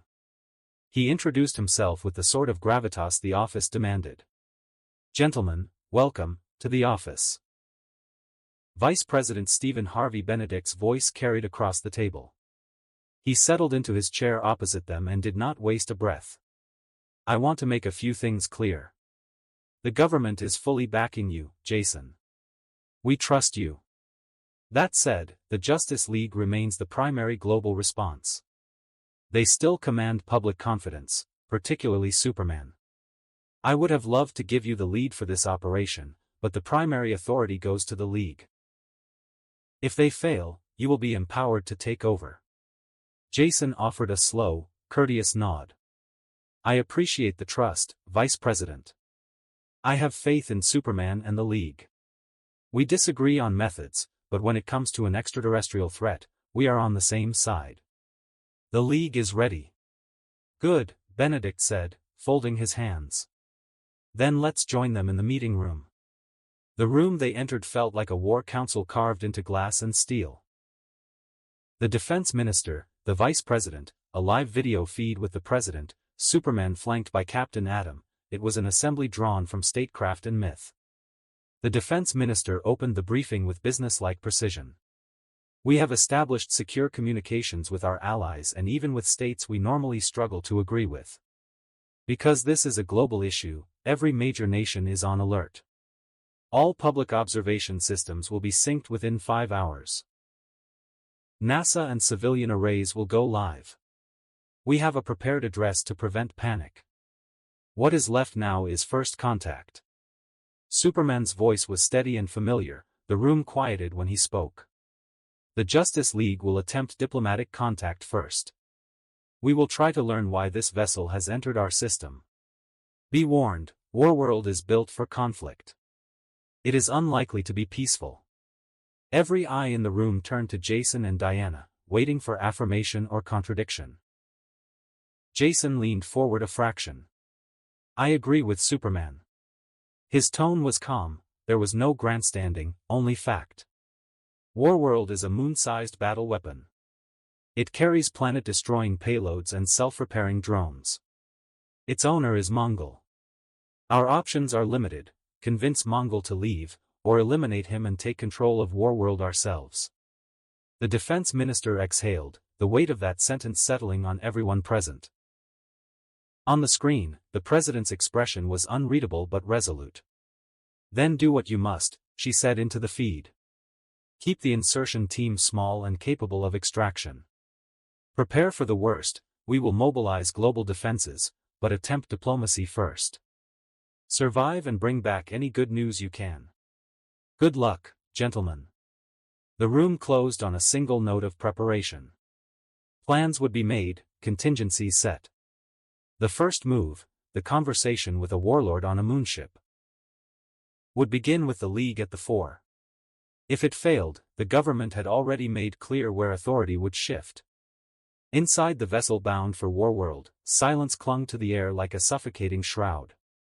It wasn't the silence of peace, but of tension, thick, sharp, and uncomfortable. Jason, however, was unfazed. Awkward silence was just another day for him. In truth, he almost found it amusing, low-key. he respected Superman and the League. Their philosophies diverged, that was all. But with Diana and John now standing at his side, the others viewed them as defectors, traitors, even. The ship itself seemed divided down the middle. Jason, Martian Manhunter, and John Stewart sat on one side. On the other, Superman, Hal Jordan, and Captain Atom. Two camps, bound by necessity, not trust. Only Atom and Jason wore specialized breathing masks, designed to sustain them for long stretches in the void of space. The others, veterans of interstellar combat, needed no such aid. Jason finally broke the stillness. So, have you prepared what you're gonna say? He turned toward Superman, tone casual, almost teasing. Superman's eyes flicked to him, the irritation clear, though tempered by restraint. He didn't like Jason, not even a little, but he knew better than to dismiss him. Without Jason's maneuvering at the press conference, public trust in the League would have crumbled far worse than it already had. With a sigh, he answered, yes. The vice president prepared a directive. We also have multilingual translators on board. That should account for communication barriers. Good, good, Jason muttered, nodding with mock approval. You never know, right? Still, this will end badly. No matter how you dress it up, reasoning with a warlord who commands a moon-sized weapon called Warworld doesn't exactly scream, happy ending. He leaned back in his chair, exhaling. His gaze slid to Hal Jordan. What about you, Hal? John told me the Guardians have abandoned Earth. Care to explain why? Or maybe shed light on who exactly this mysterious being is, the one who claimed Earth as his property? Hal stiffened. Jason's words cut in two ways. First, because Jason refused to use his hero title, addressing him bluntly by name, a sharp reminder that Jason knew their identities without reservation. Second, because Jason was pressing him with questions he himself had no answers to. Hal gritted his teeth but answered, his voice edged. I don't know. I've never seen the Guardians this closed off. But we've been given permission to defend our homeworld regardless. That's all that matters right now. Jason's frown deepened. So even in space, corruption runs deep. The so-called Green Lantern Corps, a universal force of justice, too scared to deliver actual justice. His tone dripped with scorn. Superman cut in sharply, annoyance plain in his voice. Why are you trying to provoke him? It's not Hal's decision. Don't put that weight on him. He isn't corrupt. Jason lifted his hands slightly, almost in mock surrender. Never said he was. If anything, I believe Hal will give those Guardians an earful when this is over. All I'm saying. His eyes narrowed. It's better not to rely on foreign powers. Earth should stand on its own. Superman's jaw tightened, a reply forming on his tongue. But before it could surface, Captain Atom's voice rang out from the cockpit. Enough chatter. We're zeroing in. His hands moved over the controls, tension in every motion. Warworld is up ahead. Through the viewport, the void of space seemed to tremble as a colossal shadow crept into view, a mechanical moon, bristling with unimaginable power. The great moon-sized fortress loomed before them, its jagged metallic ridges bristling with cannons and towers, a war engine carved into the shape of a world. The Warworld. From their ship, the transmission went live, and Superman stepped forward, voice steady and commanding. This is Superman of Earth. We come as delegates, speaking on behalf of the planet and its people. We seek peaceful dialogue before any hostile actions are taken. For a moment, silence. Then the screens lit up with the image of Mongol, the tyrant himself, seated on a throne of iron and flame. His golden skin and monstrous bulk filled the view, his eyes burning with contempt. Peace? His voice was like thunder. There will be no peace. You misunderstand your position, Kryptonian. I cannot allow a world as rich, as strong, as full of potential as Earth, to fall into the hands of my enemies. The word struck like a blade, leaving both Superman and Jason momentarily curious, their eyes narrowing. Jason leaned forward slightly, his voice sharp. Enemies? Then answer me this, who is this entity that claimed Earth? And why should his claim stand?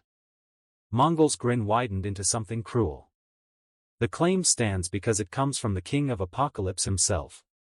Darkseid. For 2,000 years his word has been law across the stars. No planet has survived a single year after he marked it as his. Superman's fists clenched at his sides, his tone unwavering. Then hear this. Earth will handle its own problems. If Darkseid comes, we'll repel him, like we've repelled every invader before. But that still leaves you. Why are you here, Mongol? The tyrant's expression darkened, his rage surfacing. Why? It should be obvious. I am here to end Earth. Better for it to burn, better for it to be reduced to ruins, than to be twisted into yet another fortress that feeds Apocalypse and strengthens Darkseid's hand. The air inside the ship grew sharp, the tension coiled like a spring. Superman's eyes hardened, his voice cutting. Then let me be clear. Earth will defend itself, against Darkseid and against you. Leave, or prepare for battle. Mongol leaned back on his throne and laughed, a booming sound that echoed through the comms. You dare threaten me? I am a destroyer of planets. Worlds burn at my command. Jason smirked, leaning into the screen, his tone laced with challenge. Me too. After I take that ship of yours. The comms died mid-transmission, the feed going static like a blunt cut. On the Warworld surface, panels opened and the moon ripped itself like a maw, turrets, missile spines, cannon arrays folding into position. A dark, mechanical bloom of weaponry filled the view. Hal's voice was tight over the ship's speakers. Well, how shall we handle this? Jason didn't even look flustered. He smiled, that small, dangerous smile that never quite reached his eyes. We fall back, he said. His ship is slower than ours. We don't slug it out here. We pull back, buy time, marshal everything, and hit him when he gets closer to Earth. Prepare for full war. It's the rockets, Hal snapped. What about the rockets aimed at us? The lead indicators flared red. 20 projectiles, long-range interceptors, folding drones, a lethal rain heading straight for their hull. Jason's grin widened, lazy and almost bored. Oh. Those. Before anyone could register the arrogance of the tone, each missile fractured, split cleanly down the center like a line drawn through them. Fragments peeled away from their cores, trajectories buckled, guidance systems stuttered. On the ship's sensors the projectiles went from a screaming threat to two harmless trails of debris arcing wide of them. Let us return, shall we? Jason said, voice smooth as a velvet blade, like he hadn't just severed 20 rockets a few clicks from the hull. The watchtower's command room hummed with cold, efficient energy. Holographic stars drifted across the ceiling. Screens showed the Warworld, an iron moon crawling toward the inner system. While maps, flight vectors, and unit rosters scrolled along the walls. Estimated arrival time, 4 hours, Adam Strange said, voice clipped and steady. That gives us exactly 4 hours to prepare. Superman rose from his seat, the room falling to a hush as he spoke. Our plan is simple and smart. We'll hold the planet with the greatest concentration of forces we can muster, League and Pantheon working together. While the bulk of our assets protect Earth from long-range bombardment, a handful of specialized teams will infiltrate the Warworld itself. The double doors at the back opened without sound. Batman stepped through, cape falling like a shadow across the threshold. A ripple of acknowledgement ran through the room. Because this is a planetary threat, Superman continued, Batman has agreed to temporarily lead the Black Ops infiltration teams. Batman moved to the projection console. With a flick of his gauntlet hand a three-dimensional model of Warworld blossomed in the air, spikes, plating, and the endless arrays of guns and missile barrels. He tapped the model and the ship shuddered, sections lighting up at his command. We've received solid intel from the Lantern database, Batman said. His voice was calm, every word measured. There are 3 vital objectives inside the war world. He pinched the projection and the ship's surface peeled away in layers. First, the core. It's the generator, everything runs off of it.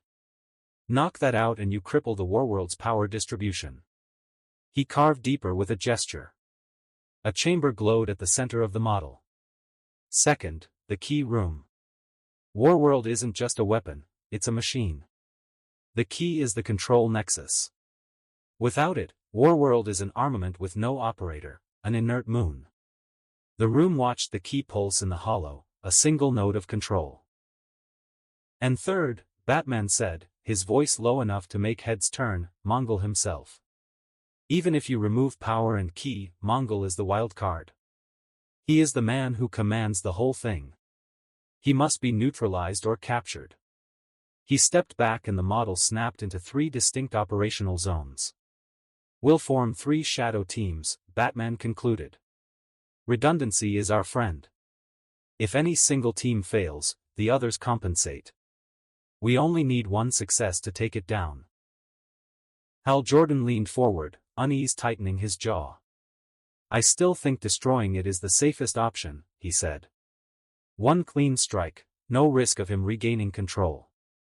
Jason let a small, sardonic smile crawl across his face before he spoke, voice cool as polished steel. Good luck protecting the planet from millions of pieces of a broken moon falling on their heads, he said, mocking. He didn't look angry, only clinical. We can't risk turning Earth into shrapnel. Batman's eyes flicked to Jason for the fraction of a second before returning to the hollow. We will not risk planetary devastation, he said. The infiltration plan is the best way to neutralize the threat without making the planet the collateral. Superman nodded once, decisive. I'll coordinate planetary defense and the engagement window. Batman will assemble the teams and run infiltration ops. Pantheon and League units will be distributed to defend key orbital corridors and evacuation corridors. Space shimmered with the glow of Warworld's engines as the monstrous moon drew closer to Earth, its jagged plating bristling with weapons. The League's heaviest hitters gathered before it, a shield wall of gods and legends. Superman hovered at the front, cape flowing like a banner in the void.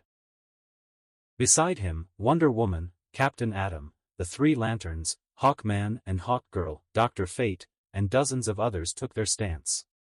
Final warning, Superman's voice carried through the comms, steady and commanding. Turn back. If you continue, we will destroy the warworld before it ever reaches Earth. The only response was laughter. Mongol's face flickered across their comm screens for a moment, amused, dismissive, before the feed cut. The warworld opened. Its surface split like the shell of a monstrous beast, unleashing a tide of rockets, blinding lasers, and endless swarms of drones. Death poured forth, aimed straight for the blue world below. Brace! Hal Jordan shouted as constructs lit up around him. The heroes surged forward in perfect sync. Green constructs wove shields in the void, Superman's fists shattered missiles into harmless fragments, Wonder Woman spun her blade against beams of light that would have leveled cities. Hawkman and Hawkgirl tore through drones like hawks through a flock, while Captain Atom detonated bursts of nuclear energy that turned entire salvos into dust. The battle had begun. And it was nothing less than war. Inside the warworld, silence pressed against the infiltration team like a weight. Batman led at the front, every step precise as the shadows bent to him. Behind him, Nightwing moved in practiced silence, though his jaw was tight. Red Hood followed, gunmetal glinting under dim light, and Raven trailed, her cloak brushing the steel floor. Team Alpha, in position. En route to the power core, Batman's voice crackled through comms.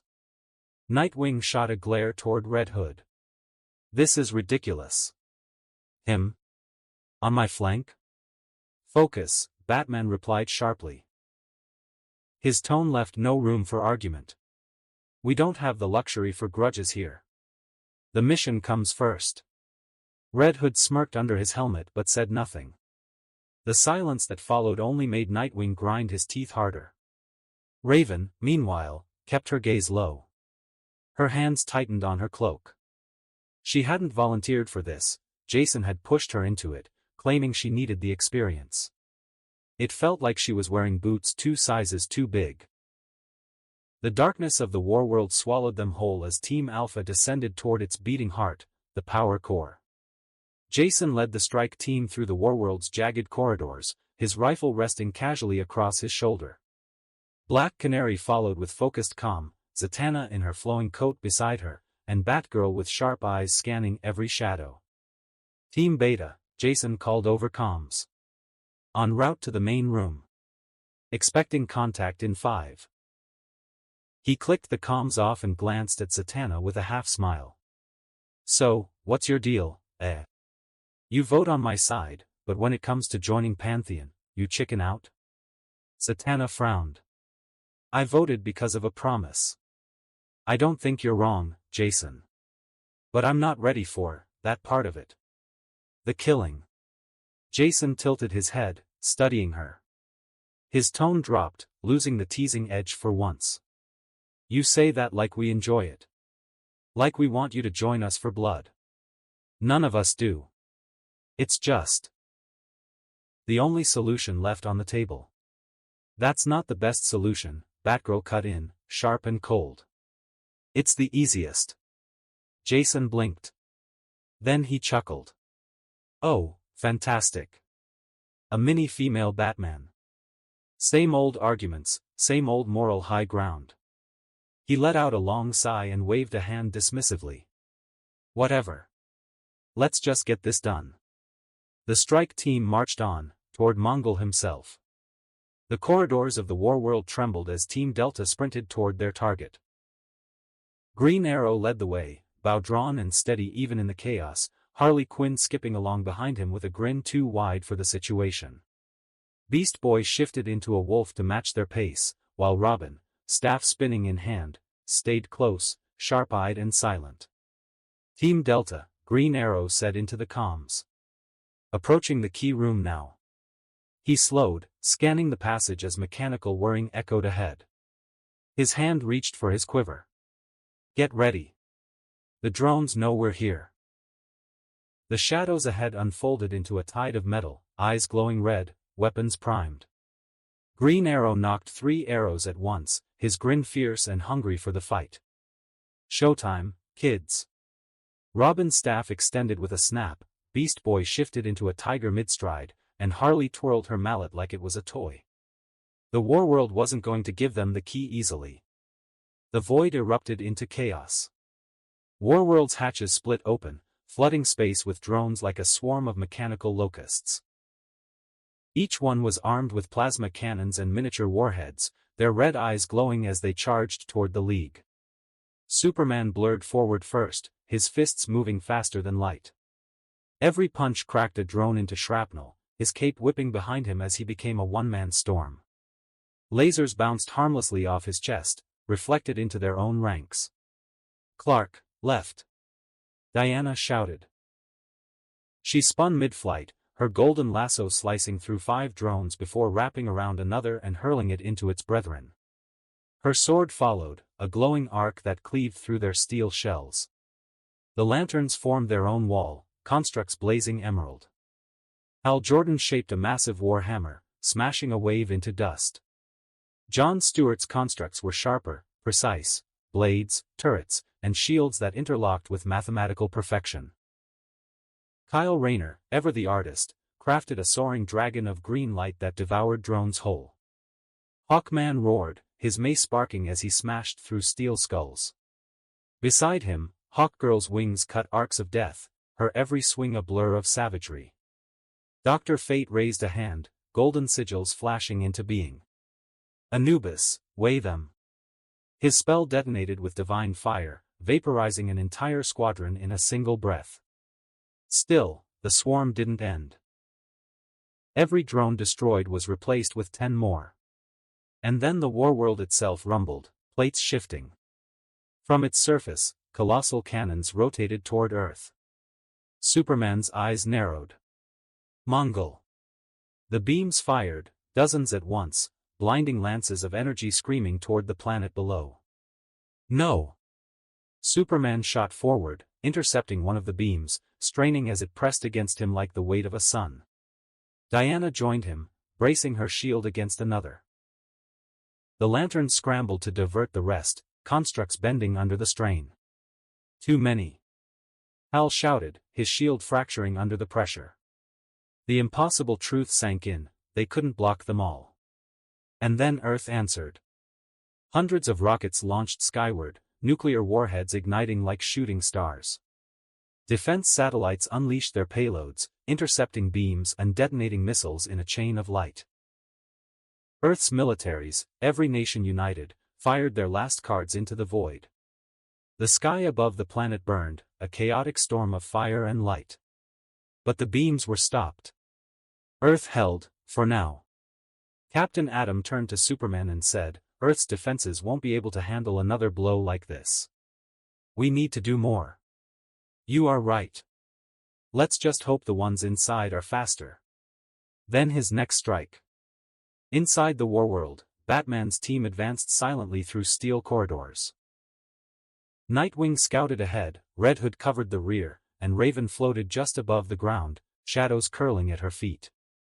Power room should be up ahead, Nightwing whispered. Batman raised a hand to halt them. The massive chamber loomed before them, glowing machinery, conduits thrumming with energy. The air vibrated with the heartbeat of a world killer. But something was wrong. The central platform was empty. No generator. No reactor. Nothing. Instead, a single figure stood there, arms folded, presence so immense it made the air feel heavy. Mongol. The warlord smirked as the team froze at the threshold. So, these are the insects sent to gnaw at my heart. His voice was thunder in the hollow chamber. Pathetic. Nightwing's grip on his Eskrima sticks tightened. It's a trap. Red Hood clicked the safety off his pistol. No kidding. Raven's cloak fluttered uneasily, dark energy coiling around her fingers. He's overwhelming. This place reeks of his aura. Batman's eyes narrowed. Who's on the helm? Mongol chuckled. Automated. My warworld doesn't need my hand to crush yours. I thought it would be more entertaining, to do this personally. He moved before they could blink. One strike, just a backhand, and Nightwing was hurled across the chamber, slamming into a steel wall so hard it dented. Nightwing. Batman barked, but Mongol's massive fist had already descended. Batman rolled aside, throwing explosive batarangs that detonated in Mongol's face. Smoke filled the chamber, only for Mongol to walk through it, unscathed, his grin widening. Firecrackers. He grabbed Red Hood by the throat mid-jump, lifting him like a child's toy. Jason's pistols went off point-blank, bullets pinging uselessly off Mongol's armor. Let go. Red Hood snarled, firing until the clips ran dry. Mongol squeezed tighter, laughing. You humans, so fragile. Raven's eyes flashed black. Azarath. Metrian. Zinthos. Her power surged, shadowy tendrils wrapping around Mongol's arms, forcing him to release Jason. For a heartbeat, Mongol actually looked surprised. Then he pulled, ripping her spell apart like cobwebs. A child playing sorceress. He stomped forward, swatting her aside, her body skidding across the steel floor. Nightwing struggled to his feet, blood dripping from his forehead. We can't match him head-on. Batman's expression didn't change, though his jaw clenched. He stepped forward, cape flaring, voice calm and firm. Focus. Adapt. Delay him if we can't beat him. The others need time. Mongol laughed, towering over them all. Delay me? You don't understand. You're not warriors. You're prey. And with that, he launched forward, the chamber shaking with every blow. Team Alpha was caught in the storm of Mongol's wrath. The halls of Warworld echoed with the metallic shrieks of drones. They came in waves, claws scraping, cannons charging. Jason didn't move. Not an inch. Cleave. A single arc of red energy tore the air apart, and the drones fell in pieces before they could get within striking distance. Smoke hissed from their ruptured frames as Jason lowered his blade casually, eyes already scanning further ahead. Effortless, Batgirl muttered under her breath. Before they could advance, the comms crackled. Batman's voice, strained. "This is Team Alpha, there's a problem. Intel was wrong, we've made contact with Mongol, we need, ugh." Static. Silence. The line went dead. Zatanna's eyes widened. Mongol? Isn't he supposed to be here? Jason clenched his jaw, already making his decision. He turned to the others, voice sharp and steady. "You three continue this on your own. I can trust you to handle it, right?" They exchanged looks, then nodded in unison. Jason's eyes softened for a brief second. "This is Jason. Stay strong. I'm coming." Without hesitation, he blurred down the corridor, vanishing back toward Team Alpha's location. That left the three women standing before an imposing chamber. As they entered, they froze. It wasn't Mongol's command room. Instead, in the center of the room, suspended by gravitic fields, was a massive glowing object. The key. Before they could move toward it, the floor shook. Panels slid open. 5 massive robots emerged, each towering like walking fortresses, bristling with missile pods, plasma cannons, and blades. Their eyes lit blood red as they locked onto the intruders. "Well," Canary cracked her knuckles, grinning despite the odds. "Looks like we need to fight these things to get the key. Time for the ladies to shine." Beast Boy roared in gorilla form, slamming one drone into the ground so hard its chassis shattered. "Him. This is getting insane." Harley Quinn, laughing like a lunatic, swung her bat clean through another's skull. Sparks flew as she twirled, shouting at the top of her lungs, "Black Flash, baby." An explosion followed her words, Green Arrow's arrowhead detonating midair, scattering a cluster of drones into smoking fragments. He spun, loosing another shot with precision. "Not to pressure you, Robin, but their numbers are increasing. We need you to be fast."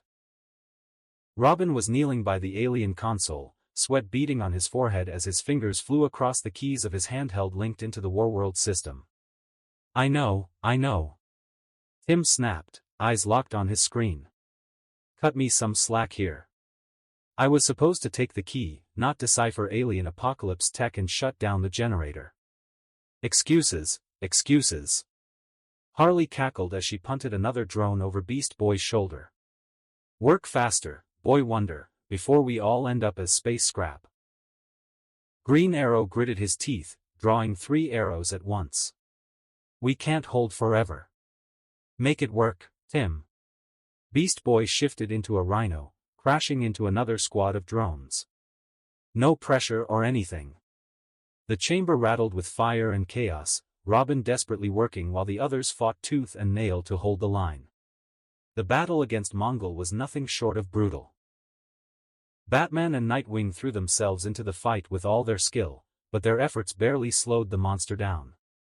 Every strike, every gadget, every maneuver only served to stall him for a heartbeat. There was no weakness they could exploit, no strategy that seemed to matter. Raven fared better. Her shadowy tendrils coiled around him, dragging at his massive limbs, and her dark magic struck him again and again. But even she lacked the raw destructive force needed to truly wound him. Surprisingly, the only one who managed to hurt Mongol was Red Hood. Not with his standard weapons, those had already failed him, but with something else. Something Jason had taught him. The first bullet infused with cursed energy tore through the air. The black flash detonated against Mongol's abdomen with a crack that split the battlefield. For the first time, Mongol groaned in pain, staggering back. His gaze immediately snapped to Red Hood, fury boiling in his eyes. "You!" He slammed the ground where Red Hood had stood, but he had already launched himself away with his grappling hook. Batman moved quickly, hurling a cluster of smoke-dispersing batarangs. Mongol dismissed the cover with a single sweep of his hand, clearing the haze with brute force. That's when Nightwing dove in, spinning into a kick, only for Mongol to catch his leg midair. The alien warlord slammed Nightwing into the floor with enough force to rattle the chamber. Raising his foot to crush him, Mongol sneered, only to be interrupted as Batman leapt onto his head, planting sticky explosives along his neck before vaulting clear. The charges detonated, staggering the giant just long enough for Nightwing to drag himself away. But in that moment of smoke and confusion, Mongol's fist shot out like a cannon. Batman never saw it coming. The blow smashed him against the wall, his body crumpling as consciousness left him. "Batman!" Raven cried, unleashing a barrage of shadowy orbs. Her tendrils lashed out, snaring Mongol's legs and locking him down. For a moment, it seemed she had him. But Mongol only roared, tearing free from the bindings. Weak! He charged through her dark magic as though it were mist. Raven kept firing, desperate, but the alien juggernaut bulldozed forward. In seconds, he was upon her. Then, a shove knocked her out of the way. Red Hood. Gritting his teeth, he reloaded his weapon with cursed energy. His hands trembled, his reserves dwindling. This has to work. He fired. Another black flash tore through the battlefield, striking Mongol square in the head. The alien titan was blasted off his feet, crashing onto his back with a roar of pain. A jagged red mark burned across his yellow skin. But Red Hood collapsed to his knees, gasping. Every bullet drained him faster, every shot brought him closer to collapse. He was the one paying the steepest price for wielding cursed energy. Mongol rose, seething, his voice shaking the air. "You! I'll rip you apart for this!" He charged. Raven scrambled to shield them, weaving a dome of black energy. Mongol's fist shattered it like glass. The impact thundered forward, and Raven squeezed her eyes shut, bracing for the end. But the killing blow never came. When she opened her eyes, Mongol's massive fist was caught in the grip of a single hand. Standing tall, smiling calmly, was the man who had saved her more than once. "Jason," she whispered, relief flooding her voice. Jason turned his head slightly, flashing her a grin. "You all did great. I'm proud of you." Then he clenched his fist and retaliated. The punch detonated like a cannon shot, launching Mongol across the chamber and slamming him into the far wall with a bone-cracking crash. Dust rained from the ceiling. Jason didn't move to chase. He stood there, radiating quiet confidence, his voice cutting through the battlefield. "Now watch. Both of you. I want you to see the heights cursed energy can take you to. No slashes. No cleave. No domain. I'll defeat this alien, with nothing but my fists." From the rubble of the shattered wall, Mongol dragged himself free. His massive form loomed, cracked skin glowing faintly from the strain of battle. His teeth were bared, blood seeping from the corner of his mouth. You're different," Mongol growled, eyes locked on Jason. Jason tilted his head, almost bored, as he sighed. "Oh? Am I? Yeah, I guess I am." He cracked his knuckles as faint waves of blue energy shimmered across his fists, visible only to those attuned to cursed energy. Stronger. Much stronger. This was the chance he had been waiting for. Jason knew well enough that his slashes wouldn't do much unless he infused them with something more, and if he unleashed his domain, the fight would end instantly. But that wasn't his goal tonight. He had two objectives. First, to test himself. He had grown, leveled up in ways he hadn't yet measured. The demons of hell were no challenge anymore, he needed an opponent of Mongol's caliber to sharpen his edge. Second, to inspire. Red Hood and Raven were watching. If they saw him wield cursed energy in a purely physical fight against an alien rivaling Wonder Woman's strength, it would ignite their drive. They needed proof of what was possible. "You arrogant, inferior human!" Mongol roared, his voice cracking the ground beneath them. "One lucky hit and you, ugh." His words were cut short by Jason's boot colliding with his jaw. The impact hurled him across the chamber, teeth shattering as blood sprayed. Jason didn't even break stride, mocking in his tone. Same old, same old. Oh, I'm alien. I'm strong. I'm superior. Humans are weak. Jason's voice dripped with mockery as he advanced. Fury twisted Mongol's features. He lunged forward, a massive fist tearing through the air, fast, brutal, and enough to kill a lesser warrior. But Jason sidestepped effortlessly, slipping past the blow with a predator's grace. His counter was merciless. A sharp punch to the gut, followed by a brutal knee slamming into Mongol's shin. The alien staggered. Impossible. He choked, only for Jason's fist to crush his nose, sending blood gushing down his face. Jason pressed forward. Mongol tried to grapple, but Jason's twin fists hammered into his back, driving him into the ground. Before Mongol could rise, Jason seized his arm and, with a sickening crack, snapped it in two. The alien's scream shook the chamber. Ag hey! Jason crouched beside him, turning him over so their eyes met. His hand clamped tightly around Mongol's throat, squeezing until the warlord's face darkened. Jason's voice was calm, almost reflective, as he spoke.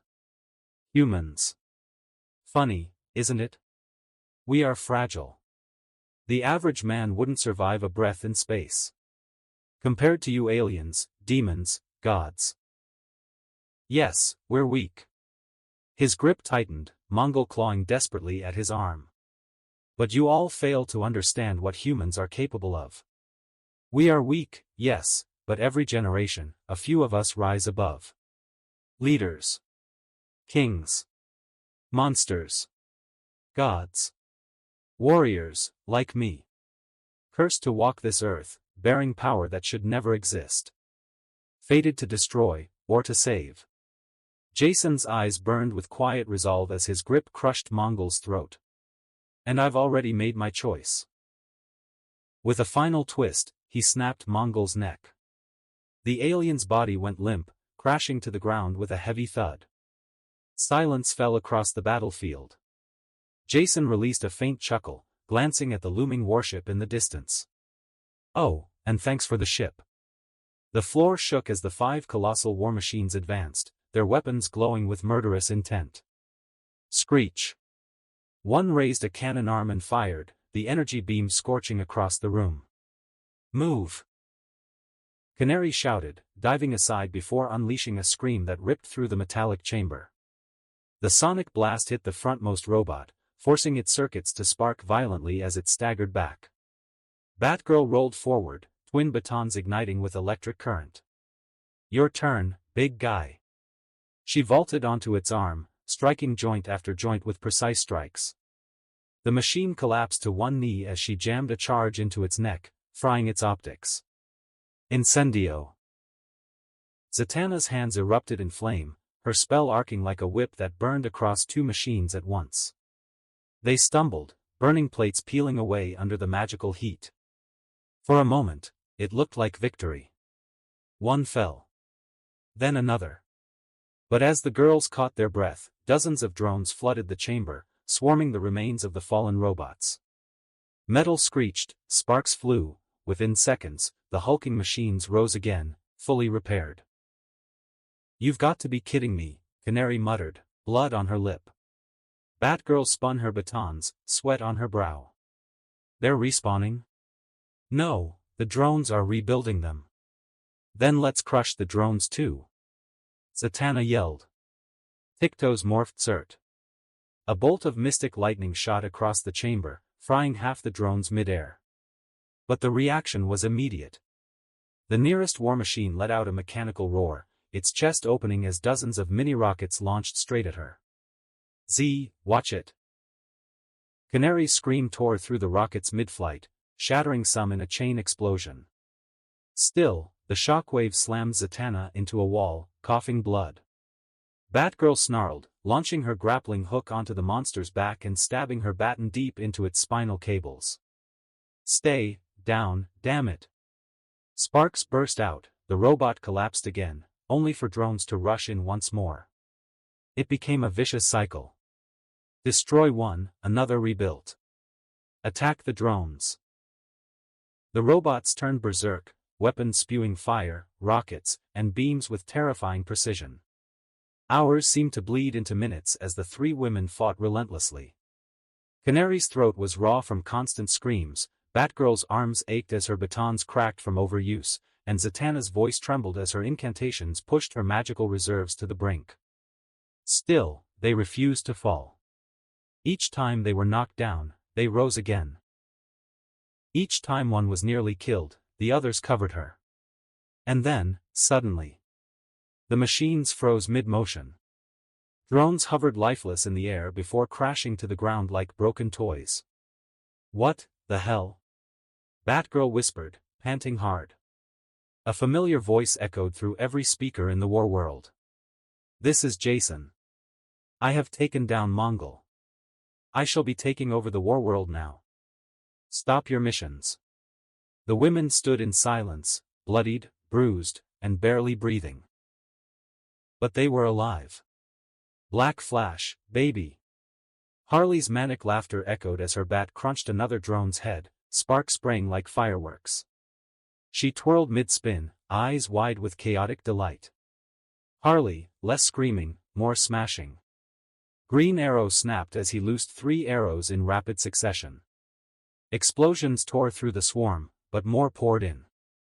Robin, we don't have time. Their numbers are infinite. I know, I know. Robin shouted back, ducking under a drone swipe before jamming his taser straight into its processor. The machine shorted out, giving him a split second to return to his hacking. Stop rushing me. Beast Boy shifted into a massive rhino, charging through a cluster of drones and sending them flying. Arrows right. This is endless. They keep coming back like my ex-boyfriends. Harley laughed, smashing another into scrap. Only this time I'm having fun. The chamber was chaos. Drones poured from every hatch, lasers ricocheting off walls. Beast Boy's transformations tore them apart in raw power, Harley's unpredictable swings smashed through with wild energy, Arrow's precision kept them at bay, and Robin, despite every distraction, kept typing, coding, and fighting, sometimes all at once. It was brutal. Hours of relentless combat pressed them to their limits. Robin's forehead dripped with sweat as his computer beeped furiously. Then, suddenly, the drones froze. One by one, their optics dimmed, lifeless husks clattering to the floor. Robin blinked, stunned. Wait, did I? He looked at his screen, realization dawning. I did it. I actually can shut down the generator system. But before he could finish celebrating, a voice echoed through the war world, chilling them to the bone. This is Jason. I have taken down Mongol. I shall be taking over the war world now. Stop your missions. The 4 froze in silence, the chamber filled only with the crackling of broken drones. Wait. He beat Mongol? Green Arrow muttered, disbelief etched across his face. Harley giggled, wiping blood from her cheek. Guess our boss just became King O' the Moon. Beast Boy's green eyes narrowed. Or something worse. Jason sank into a command chair like it belonged to him. The Warworld systems shimmered around him in cyan glyphs and holographic menus. With a few calm taps, he killed every active operation, engines idling, weapon arrays powering down, and automated defenses slipping into standby. He didn't need fanfare. He only needed control. A single line of text flashed, ownership pending. He smiled without humor and tapped the confirmation. Taken. Outside, the battle sky stilled. Superman and the heroes in orbit let out the breaths they'd been holding. Mongol's roar was gone. For now, the threat was dead. Jason leaned forward and scanned the Warworld's message log. There were dozens of incoming packets, threat reports, petitions, classified feeds. One in particular caught his eye, a recorded transmission from the Alliance of Stars. He touched it and the Warworld obliged, spitting foreign syllables into the speakers. The alien voice was oily, indignant, recorded long before Mongol's final collapse. The warworld overlaid an automatic translation in clean text across the holo. Damn it, Mongol. You're declaring war on Darkseid indirectly by challenging the humans. Do you think you can stand against Apocalypse? Return to your senses.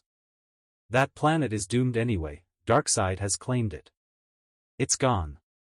The speaker's portrait, an obese, sleazy-eyed magnate, blinked in the corner of the holo. The message dripped contempt. Jason listened, let the anger in the message sharpen his features, and then he reached for the main comms. Connect me to every contact the warworld can reach, he ordered. The ship hummed and began bridging channels across star systems, opening transponders, and broadcasting handshakes. Systems across a dozen languages acknowledged the call. Jason straightened. The holo compiled his voice into 1,000 tongues, cued every relay. He didn't need theatrics, he needed to be heard. He breathed, then spoke into the void with the kind of calm that made the ship itself seem to hold its breath. This is Jason, leader of the Pantheon. An organization sworn to protect Earth and its people. Together with a like-minded alliance known as the Justice League, we have defeated and killed the criminal called Mongol. As spoils of war, I have claimed this warworld. It will no longer be a weapon for conquest. I declare this warworld a shield for Earth, a second moon to guard it.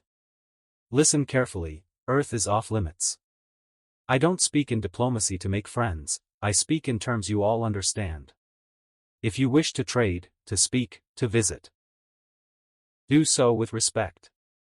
If a single threat is directed at Earth, political, military, or otherwise, then I, Jason, King of Curses, will take your head.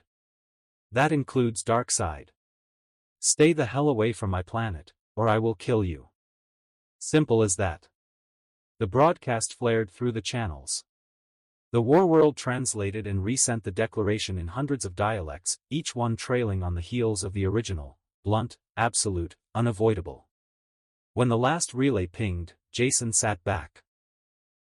Around him the ship recalibrated, its weapons locked, its sensors arrayed not toward invasion but toward guardianship. He let the silence settle like a new kind of law. Translate that and push it to all channels, he said to the ship as if giving a casual order. The warworld answered with a soft, mechanical affirmation. The vice president's smile was polished for the cameras, a practiced curve that filled the evening broadcast with the kind of triumph that makes nations swell. Behind him, the city still hummed with emergency sirens and the distant collapse of debris. The heroes were not yet ready for interviews. So he stood in their stead, a single human face speaking for a planet that had just learned how fragile, and how dangerous, it could be. The valiant effort of Earth's combined forces, he announced, voice measured and booming, and the immense power of both the Justice League and the Pantheon have brought victory to our world. The invader, conqueror and warlord known as Mongol, has been eliminated by none other than the leader of the Pantheon, Jason. An American hero. And now, the world's hero. Reporters shouted questions, cameras clicked like synchronized thunder. He let the applause and noise carry him onward. Not only that, he continued, leaning in as if to share a secret the whole planet had a right to hear, we have secured the warworld. A machine of unimaginable scale, now under human control. It will defend our planet. It will usher in technologies and advancements we can barely imagine. Medicine, energy, engineering, the possibilities are enormous. This will revolutionize every field. Hyperbole swelled into celebration on live television, ribbons of triumphant music, scrolls of ticker tape, and anywhere a screen could be found, people cheered. He wasn't lying, humanity had gained more than a ship. They had gained recognition. A warning shot fired across the galaxy that Earth was no longer a prize to be taken lightly. He said no. Diana's voice was quiet but carried the weight of an unbreakable verdict as she strode down the warworld's chrome corridor. Light from distant consoles washed across her armor, the ship thrummed like a beast finally tamed. No? The vice president hurried to catch up, his suit already rumpled by the day's chaos. What do you mean, no? Every nation on Earth is demanding access. He can't just deny us. He can, Diana replied without looking back. And he did. The warworld recognizes one master right now, Jason. He earned it. He killed Mongol and claimed ownership. The ship's systems accept him. The vice president stopped, swallowed, anger and disbelief traded across his face. He can't do that, he's an American citizen. He's one of us. If he keeps this to himself, that's treason. He'll be ostracized, maybe prosecuted. Diana's jaw tightened. And then what? Will you send the Justice League to seize the warworld by force? Remember that Jason can pull power from the ship at will. He could take it and leave Earth vulnerable in a heartbeat. Do you want a moon-sized weapon slipping out of orbit while nations bicker over who gets the keys? Silence answered him. He had no good reply. She let the words land before she continued, the diplomat in her tempered by the warrior. He didn't lock everything down. He allowed humanitarian and civilian use, medical research, disaster response drones, non-military engineering and entertainment channels. What he forbade was clear: any access to weapon systems. No transfers, no foreign military control, no armaments. He called it non-negotiable. The vice president's face flushed. That's unacceptable. We could save millions with warworld tech, clean energy, new medicines. He's denying access for political reasons. He's denying access because if this ship becomes a tool for nations, it will end in war, Diana said softly. This is not a standard alien vessel. Warworld is, by design, an implement of annihilation. Even species far older than humans have tried to decode it and failed. Turning it over to any single state, or to multiple states, invites catastrophe. Jason understood that before you did. They walked in silence for a beat, the corridors hum a thin thread between them. What about Superman? The vice president asked finally, desperate for an ally in the argument. Have you heard his stance? Diana shrugged, shoulders the only part of her that moved. I don't know. They're still meeting inside. Jason leaned back in his chair, studying Superman with a faint smirk. Then, without warning, he tossed something across the room. Catch. Clark's hand shot out on reflex, but when he looked down, his eyes widened. Resting in his palm was the massive, glowing command key of the warworld, the very heart of the ship's control. Superman froze. Of all the possibilities running through his mind when he agreed to meet Jason here, this was the last. Jason rose, stretching casually as though he hadn't just handed away the most dangerous artifact in orbit. Oh, what's the matter?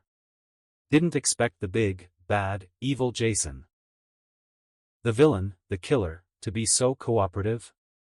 His grin was sharp, but his tone softened as he closed the distance. Look, Clark. I trust you. Probably more than anyone else alive. But I fear you, too. The same way you should fear me. That's why I'm asking, trust me back. Whatever else I am, I will never want what's bad for Earth.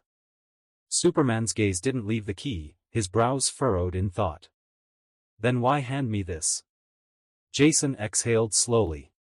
Because it's a sign. Of both trust and faith.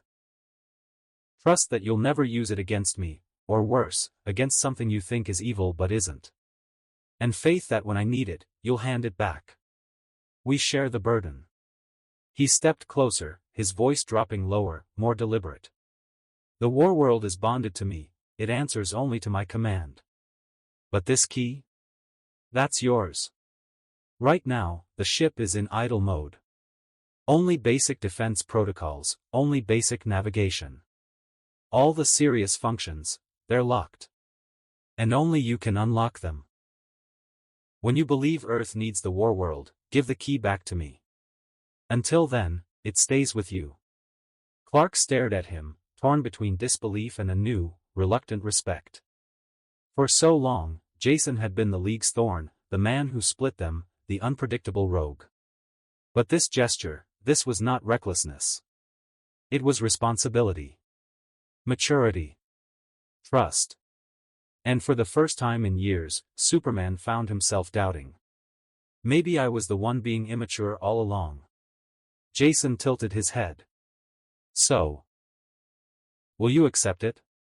Clark closed his fingers around the key, and his voice steadied. Then can you do me a favor? Jason raised a brow, his smirk fading into seriousness. Anything. Kara, Superman said quietly. My cousin. Supergirl. She'll be returning to Earth soon. I don't know exactly when, but she's not like me.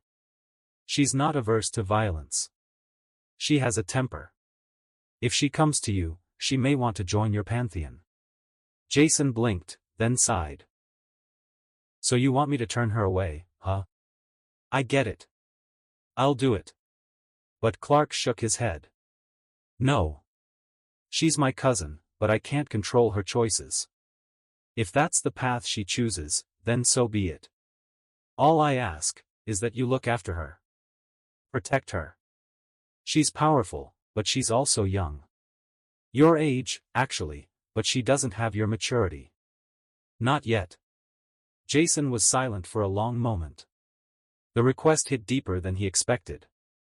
At first, he felt shock. Then, an odd spark of excitement. Finally, he nodded. I see. Then I promise you this, if she chooses to walk beside me, I'll treat her as one of my own. He extended his hand.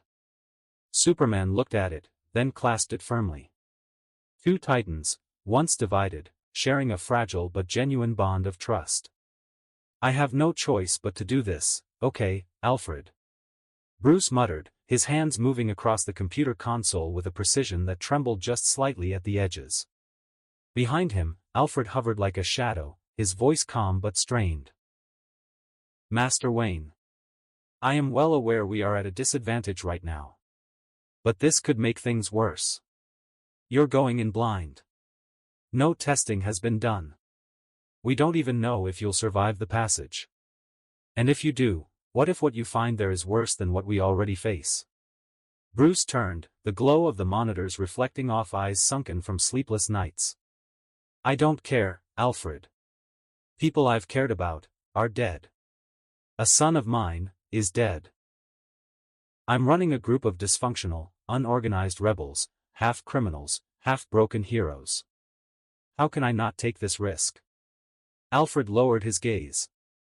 Master Wayne. I don't think Master Dick would have. Don't, Alfred. No. Bruce's voice cracked like a whip across the cavern. His hand slammed against the console. Don't you dare tell me he wouldn't have wanted me to risk my life. Had I done more, he would still be alive. His voice dropped, low and guttural. I'm a failure, Alfred. Dick is dead. Jason is dead. Tim is dead. Barbara's in a wheelchair. Anne. He hesitated, the words burning his throat. My own flesh and blood turned on me. Silence. Even the hum of the Bat computer felt distant. Alfred simply stood there, hands clasped, eyes heavy with grief he'd been forced to watch accumulate for decades. Bruce straightened, his decision carved into his face like stone. I either come back with a solution that can save our world. He activated the machine. Its coils hissed and sparked, the dimensional gate pulsing like a living thing. Or I die. He stared at the shimmering portal. This wasn't a mission. It wasn't a crusade. It was a gamble born from despair.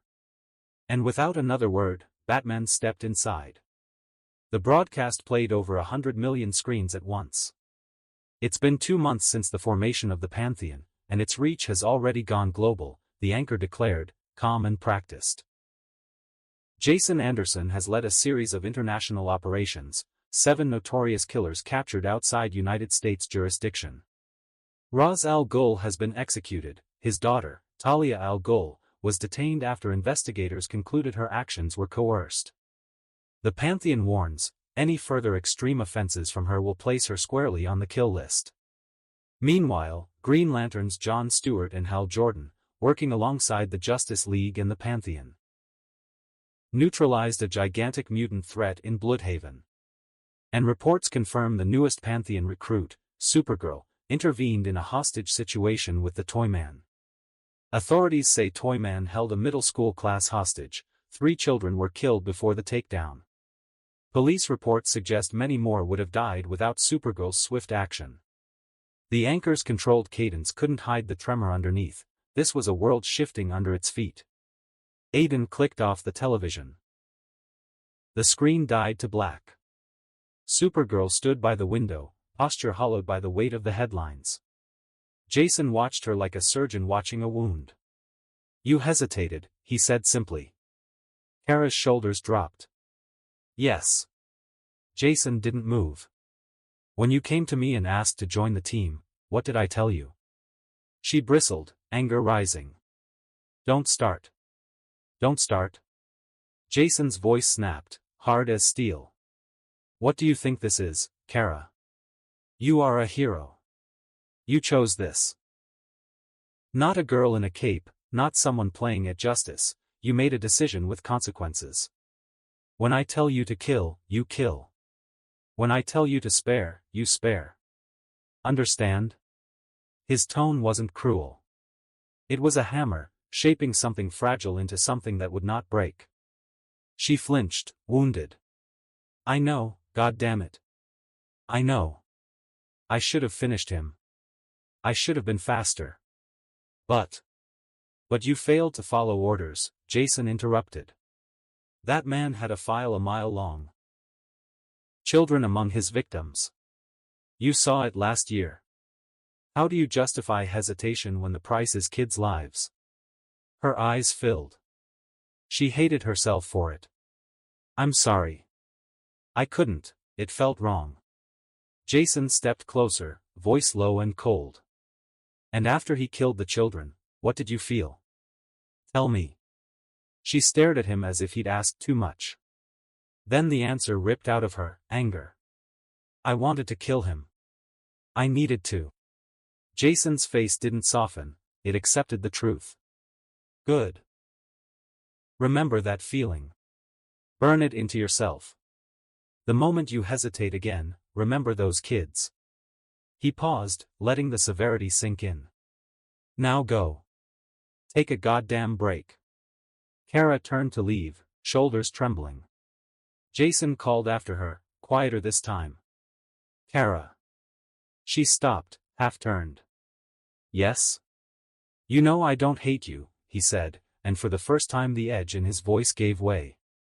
"I'm harsh because I want what's best for you. If I push you, it's to keep you alive. And to keep others alive. Do what I ask. Learn. Grow." She nodded, small and exhausted, and left without another word.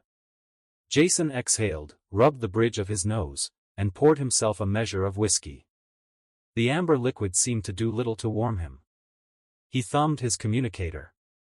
"Nia," he said. "Tell the team I'm coming. Training Hall 8. Now." The line clicked as the Pantheon answered. Outside, the world reshaped itself around the new order, their order. Inside, in the quiet burn of the warworld's belly, a leader prepared to train a new generation to survive without mercy. The room was silent, save for the faint hum of broken neon bleeding through the shattered window. Dust hung in the air like a fog of regret. A man sat in the center of that darkness, cape torn, armor cracked, mask shadowing a face that hadn't slept in days. The world outside no longer called him Batman. They called him the last mistake of Gotham. Before him, old monitors flickered weakly, scavenged together from forgotten tech. They showed a face he'd never seen before, Jason Anderson. The new name to him. "Another world, where heroes choose to kill villains," he muttered, voice gravelly, worn. "And somehow, it still looks cleaner than mine." He scrolled through report after report. Mongol killed. Raz executed. Pantheon established. Every act, a decisive strike. Every decision, final. No Arkham, no second chances. Just order. Ruthless, unflinching order. Batman leaned back against the cold wall, the weight of his own armor digging into him. Jason Anderson. Whoever you are, he whispered, you're either the cure I've been searching for, or another disease wrapped in steel and good intentions. His eyes closed for a moment, and the ghosts came flooding back. Metropolis, gone in a single explosion of madness and laughter. The Joker's final act. Superman's scream echoing across the globe. And then the silence that followed, when Clark stopped screaming and started killing. He remembered the look in Clark's eyes the day he tore through the Hall of Justice.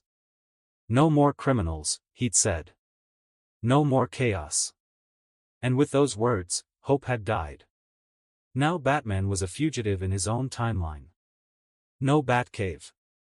No family. No allies.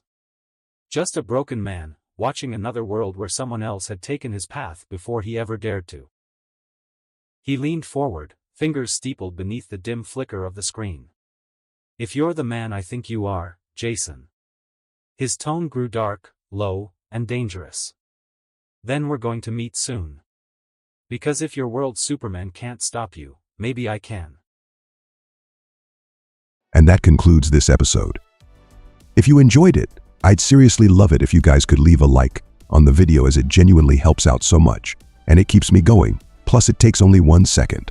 That said, have a wonderful day. See you in the next one.